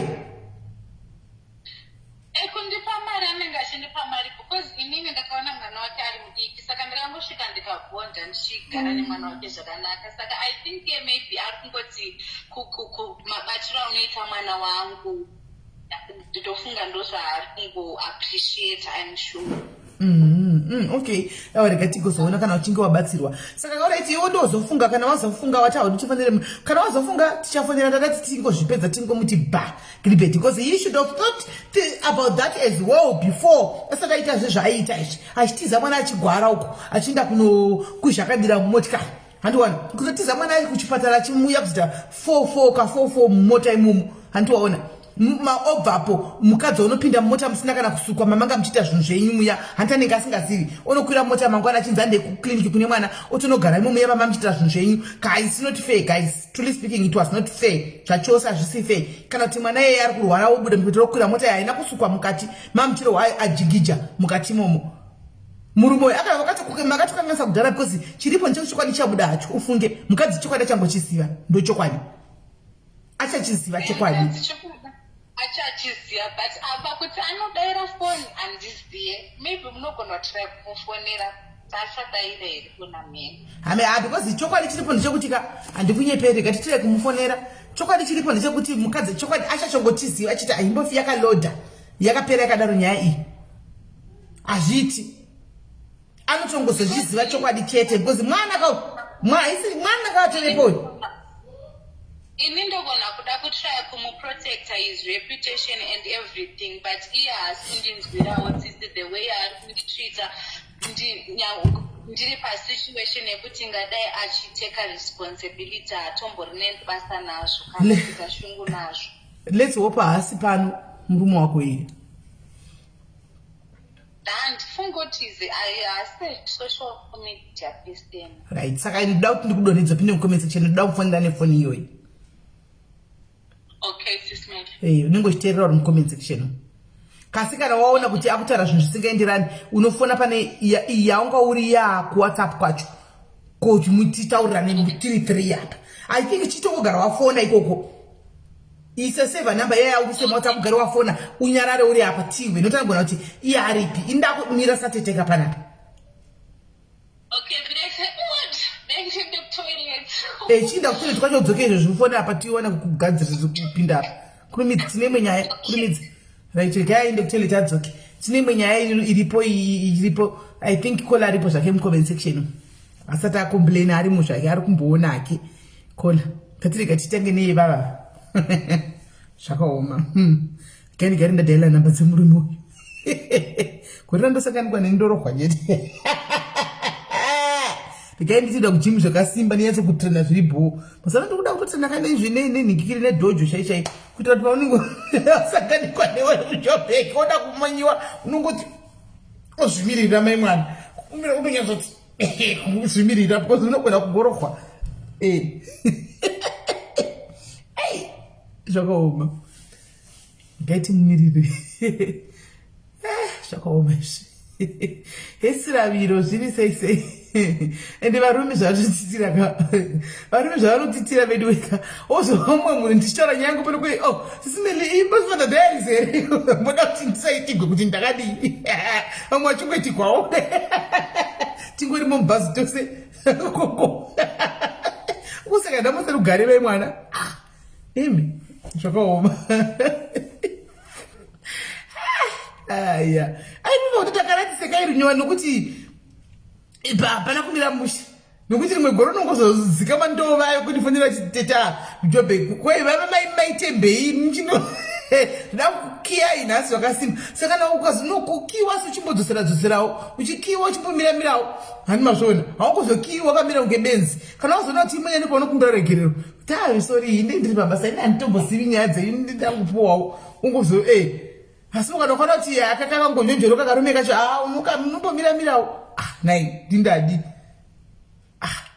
regai adzoke arikuda kugadzirira basa remunhu wake animaona regai vataurirana kunoti munhu achabvunza kuti aripi apa inditoekta satetetiwe kuti nyaya yakamira sei mumwe wemwana uyu mwana wedu pano padhiarisa ende chero takaona mamistakes ake chero tamaona sa hatingamusii veduwe hatingamusii mumwana wepano chero ndakambomusura vakarega kuniteereraka asi mwana wepano ndinonzi ndambakudzwa akaonekwa nebonje pamhasha. Vana vangu vanenge vachivaziva vanenge vakazara mumafacebook stitsu andika vane vachimbozontuka vane magosta akaona asikana zvapresano yangu naSIS MELLY ndinoziva izvozvo vanoya havane maoriginal avo accounts avo voti SIS MELLY ka zvinhu zviri kuitika kudai ochemera zvakaenda ndakateerera topedza totaura toseka nyaya topedza andika toparadza rori ndake unopfeka gosti rake utanga kunondibhashawo nevamwe vanhu vangu vamasocial media zvakaoma vanzi mai kurai vapasi handikuri kunzi amen but I doubt rikaitione game racho kuti tinopererepi rikaitione finishing yegame kuti inoperera kupi unenge wabhilivhiswa nana Gilbert ani makadziwa nyaya dzana Gilbert nesuro hadzina kupera katichauya nadzo unenge wabhilivhisa nana Gilbert vamai mwana vana Gilbert bati isusu manje techikudzai pano vana vechidiki mimi kuti vana Gilbert vaoraiti mudanana navo kamusaita nhumbu plus musabvume kungorohwa yeke handichika shandisai makondomu kune zvirwere zvapedza vanhu panze apa kune zvirwere besides mimba zvirwere chezviriko zvizere wanga wakura zvakanaka wasvika usina mazuva ano wasvika kuma-20 something kozonzwa nechirwere wakuma-20 something naGilbert nemhuri yake unowasei iye ari kumba kwakane mhuri yake kudhara mukadzi wake can accept that kuti alright baba waine chirwere mumba chokugara ko iwe uchada kuzoroorwa ucharoorwa nani saka pane tichitaura papa henyu nemuchititiri old school ka asi tichikudzai nokuti tinokudai tatokudzai nokuti techikudai tiri vana mai venyu tiri vana sisi venyu zvose techikudzai chokwadi checho chiripo but hatizokwanisi kuisai pakona yeduka nokuti chinonziregedza nechiri mumaoko chiri pamwe hachiregedzeki asi kumberi ukoko kunenge kune zviriko kazhinji it ends in tears handiti mazvona saka dzidzai mukaona vanhu vakuru vachikudzai pepa ingo weigh my options teererai vanzi kola idzione Gilbert amene ake kana kaona Gilbert amene ake ndiye akablokiwa amene ake vana panamboti kwai kudi vana vanenge vachibhilivhiswa mai mwana vanobhilivhisiwa vana vanobhilifiswa chete apa. Hello? Hello? Hello? Hello, sis Melly. Chimira wakadari papa chigara uri ipapo kadari. Apa angogona mwana wevanhu manakiro akaita achitoda kutambisana na kiribeti yavo. Zvakaoma mpungi. Apa comment section iri kundipisa ndakatoendawo chikoro comment section musandipise zvekudaro. Chidai chinyarara.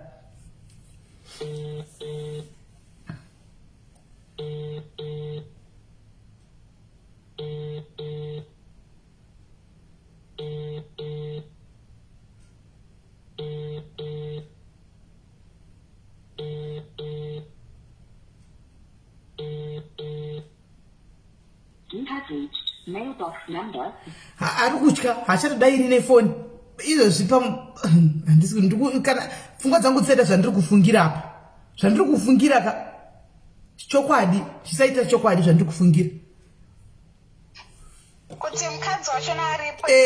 Ndiri kufunga kudaro.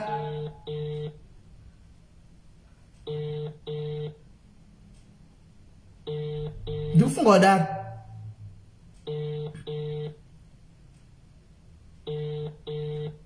Nashamisi nchizodzoka nenyaya iyi mangwana ndichikudzai kuti tauya namaiguru. Zvinogona kudaro. Vakadzi vashoma, vakadzi vasipo panapa. Vashoma vakadzi kuZimbabwe, vari kuZimbabwe, vari kupi, varipo pano padiaris. Majority yacho iripo pano. Chero varume vasipo vakadzi vari pano. Saka varume ndaona makomment section yakona shikaida kubata foni yemurume ndakutogara padza nemurume kuti ndizoti hasiri here. Saka anogona kudaro atozvitawo apacha kana kuti akateerera nyaya iyi anogona kuti kune murume auya mudzo nyaya iri pano murume obva asiya. Nokuti reason kusabata foni haizivi foni yari kurege kuibata. Foni yake patrukola iri kuratidza kuti iri pasilent. Kuti iri pasilent. Ndofunga anozi akautani mabororo saka anotya kuti anogona kufonerwa at any time saka ndosaka foni iri pasilent. Wozi ndakamboichekawo pane nguva anorara nayo iri pasilent. Aiwa. Saka kana iri pasilent hapana kuipa tichaona nokuritena ko. Handisi tichazoona nokuritena ko kwanjiri kuti ndiani. Maybe anogona kuritena ko mangwana tarongofunga kuti ndindamufonera nedzimwe nhamba. Alright, zvakafanana mangwana ndichangomubata stick kuseni. Paanopinda sana 8 9 o'clock unoenda kamugarira bamba. Andwana, asiwe nchakufonera kuseni wogara uri pane foni wakateerera ipapa English pane foni. But nanchida uyezo zvitikire pano tazowisisa chaiko chaiko. Nanchida kuti nanyatso kunzwa pana zvinhu zvake kuti anyatsokaura. Atoziva kuti akata tisikujoka akata zvokutamba tikumuvinga. That's the only way yekuti preparation itengwe, otherwise ndokutaurira preparation haitengwi.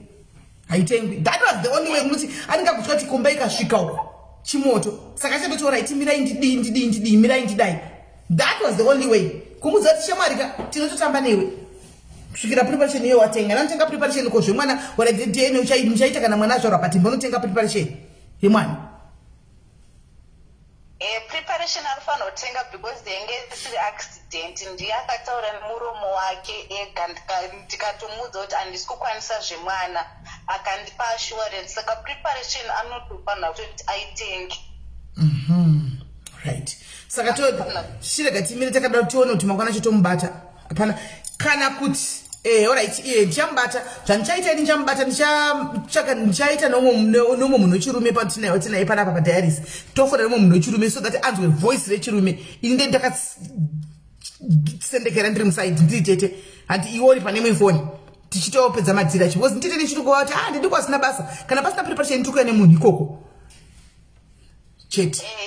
But madiaris ngarege zvekupisa zvekudaro. Aiwa kukupisa ngavakupise ndizvoti next time uzoti vana sisi vako ndivana sisi vako kavana namai vako uzive kuti vanondipisa kupisa ngavakupise.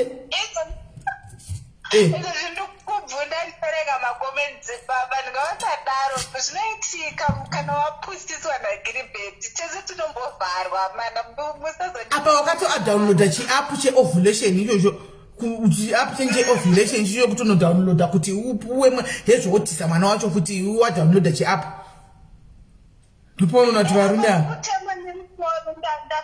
kumwa panado apa handina kudya the whole day ndanchimochema ndablokwa nagribet. Wachinanotidlira kuenda unodla tomufonera mangwana bati wakadaro paita vamwe vari kufona panapa pavarikaiti kuti vari kuchitaura kuti mune advice amuri kuda kupa here. Mira wakadaro.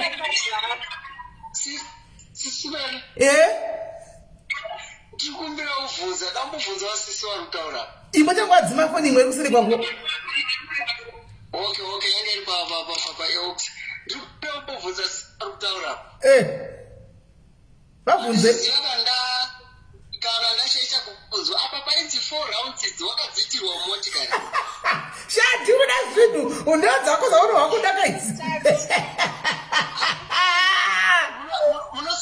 munoziva sendaba nosisumeni handizivi because pane umwe musikana and I think pane 3 days back paiva ndaichiti pane imwe iri kuuya poni iri kuuya pane mukana musikana wekuorange farm wandakaenda iko ndikamutora ndikarara naye mubhaki ndikaita video ko pachaiti video saka video yacho yakazoitika ndechoti foni yacho yakazoenda kudonhera sei kwesiti ndiri busy saka ndinozokwanisa kutora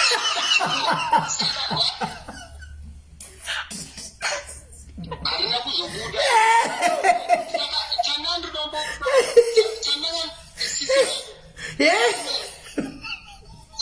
chandanga ndichidombodzvasisa kuti pawaidana nemunhu ane murume echizorara 4 rounds motikari nebrain dzavo chai dzakakwana waiti wacharorwa here kana kuti waiti wachaitwa barika here kana kuti chii. Pindirana isisi wako vari papa wabvunze. Inini panguva iyoyo handina zvandakafunga inini semunhu anga ari murudo ndaingoenderana neflow ndosandikatongopindurawo zvavo. Okay sisi daumudza chimwe chinoitika hongu munonga muchiti murudo chinoitika ndechoti isusu varume kana ndiine mukadzi umba kunyangwe ndikadana newe kunyangwe zvakaita sekunyangwe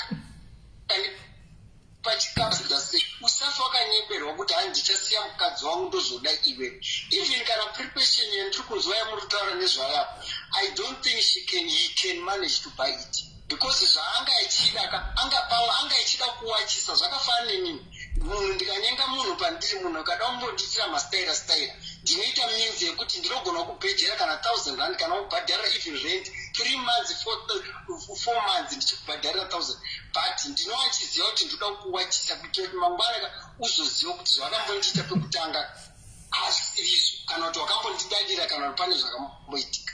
Saka sekuona hangu kwangu inini hangu semunhu rume ende ini gemi iro ndinoritamba handidi munyebera ndinoritamba gemi iro handidi munyebera sisi makanyura chairipo chingoitai zvenyu move on neupenyu hwenyu musiyane nezvakawanda because kunyange akatenga preparation muchade mari yemukaka muchada mari yehembe dzemwana school fees crate saka nyaya iripo hanzvadzi yadeuka haichajorereki chingoitai move on neupenyu hwenyu musiyana nekutsvaga zvakawanda murume wemunhu zvatovhara napasina handiti ka chokwa chachitsvagai basa mumakicheni kana musina basa mouya tinomupa basa tomupa basa moshanda kana kuri kusimbisa mwana tinogona kungosimbisa kuva kuda kusimbisa futi mwana tingadi ndo basa zvangofanana papapo mufunga kuti achasvika 9 months wakuti uchafana kusvika 9 months handikunawo mwana wangu achingosimbisa ndo basa redu tiripo ndo basa takatovamirira vanhu vakaita sevavo tiri kuto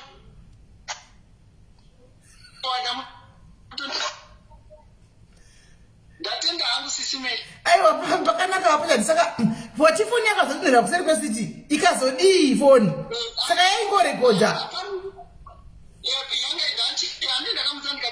saka ndiwo rekodhingi waida kuti ndiwe zvawaita nemukadzi wako hada kuivhura kanyi rekodhingi ya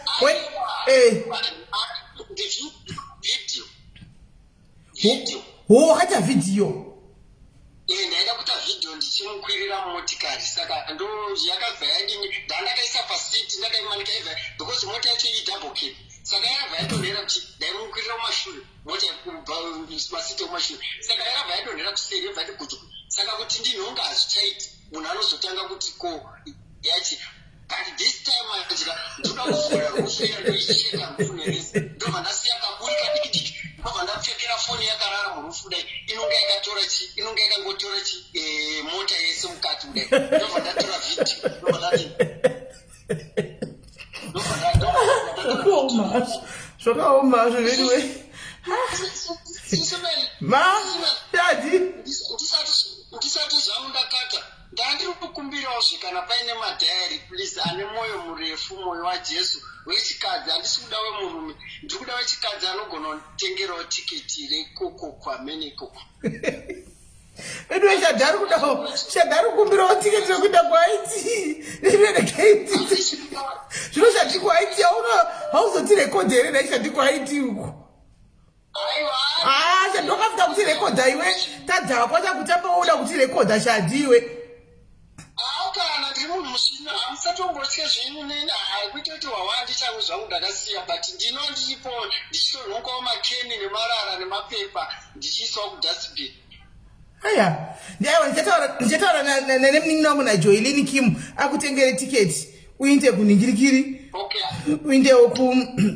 uindewo kuhaiti kwacho taurai nevanenge vachidawo kana transport kubva kujobheki kuenda ikokoko ndinayo motikari ina hangu yako handingadi kukwira shadhiri wakangofita kungobuda murodhi kuchingonopinda mugoronga iwe kungoti tida kukaurisa vanobva wangoti bude murodhi unoti mugoronga unotiwisira mugoronga aine yako handidi kukwira ini uko upenyu hwangu ndoita sei ndingarasawo upenyu hwangu hazviitizvo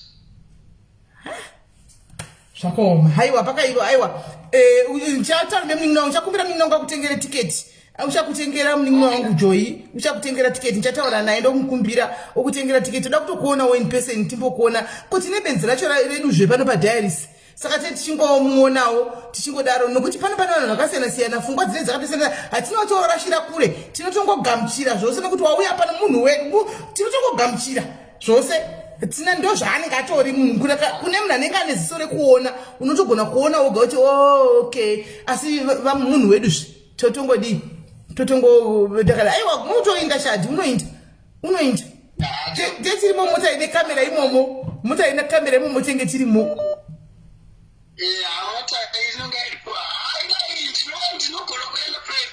aiwa pakanaka shadi alright alright iri bho tozotaura iwe aitikiripo madhayaris musamanye imi moza kuti shadi chaichaiye not good handiti kutotarisa kudai toakomodita zvedu takateerera kudai antimaona ohanzi nomutengera shadi hatina watinodzinga pano zvakafanana nokuti mwana achitaura dambudziko rake tomuti ibva dambudziko rako hariti kana tumwe achitogwara titoona home tinotongo pano pabhasi padustbin guys mukangoziva izvi zvomunenge mapedza masimba nashadi vanhu vedu tu mapenzeri maviri anomaona tongoakomodeta hatinawo kurashira antimaona hatinawo kurashira hanzi namemometers shadi ndomutengera tiketi thank you saka as much as kuva vanenge vasingamufariri vasingadika uyo asi wakutora serious kungoseka tichidarika musamutore serious shadi kungoseka todarika hamuna tadambuka mabvu panapa tadambuka pabvu ininda mabvu zangu dzitogwadza kungosekeswawo todarika asi musatore shadi serious munopita bp meta stress regai atambire pano kuti mazano ambuya vakazorora pari pano mazano kuda takamudzora pano aiwa ambuya vane pisi ambuya vane pisi yose mazano ndochiti ine ndinokota zidanda mazano kana phone call kana message handi muri kuona tiri kumuchengetedza pano ambuya wozorora woko saka musiye yakadaro apenga achipengereka pano achidi musiye yakadaro handimaona saka kwa munin'ina chirega ndikubate mangwana makuseni tuone kuti ndingati kumanguva yekumira toni hatiti kuma 11 okay sis Melly iwo ndifungidza ndije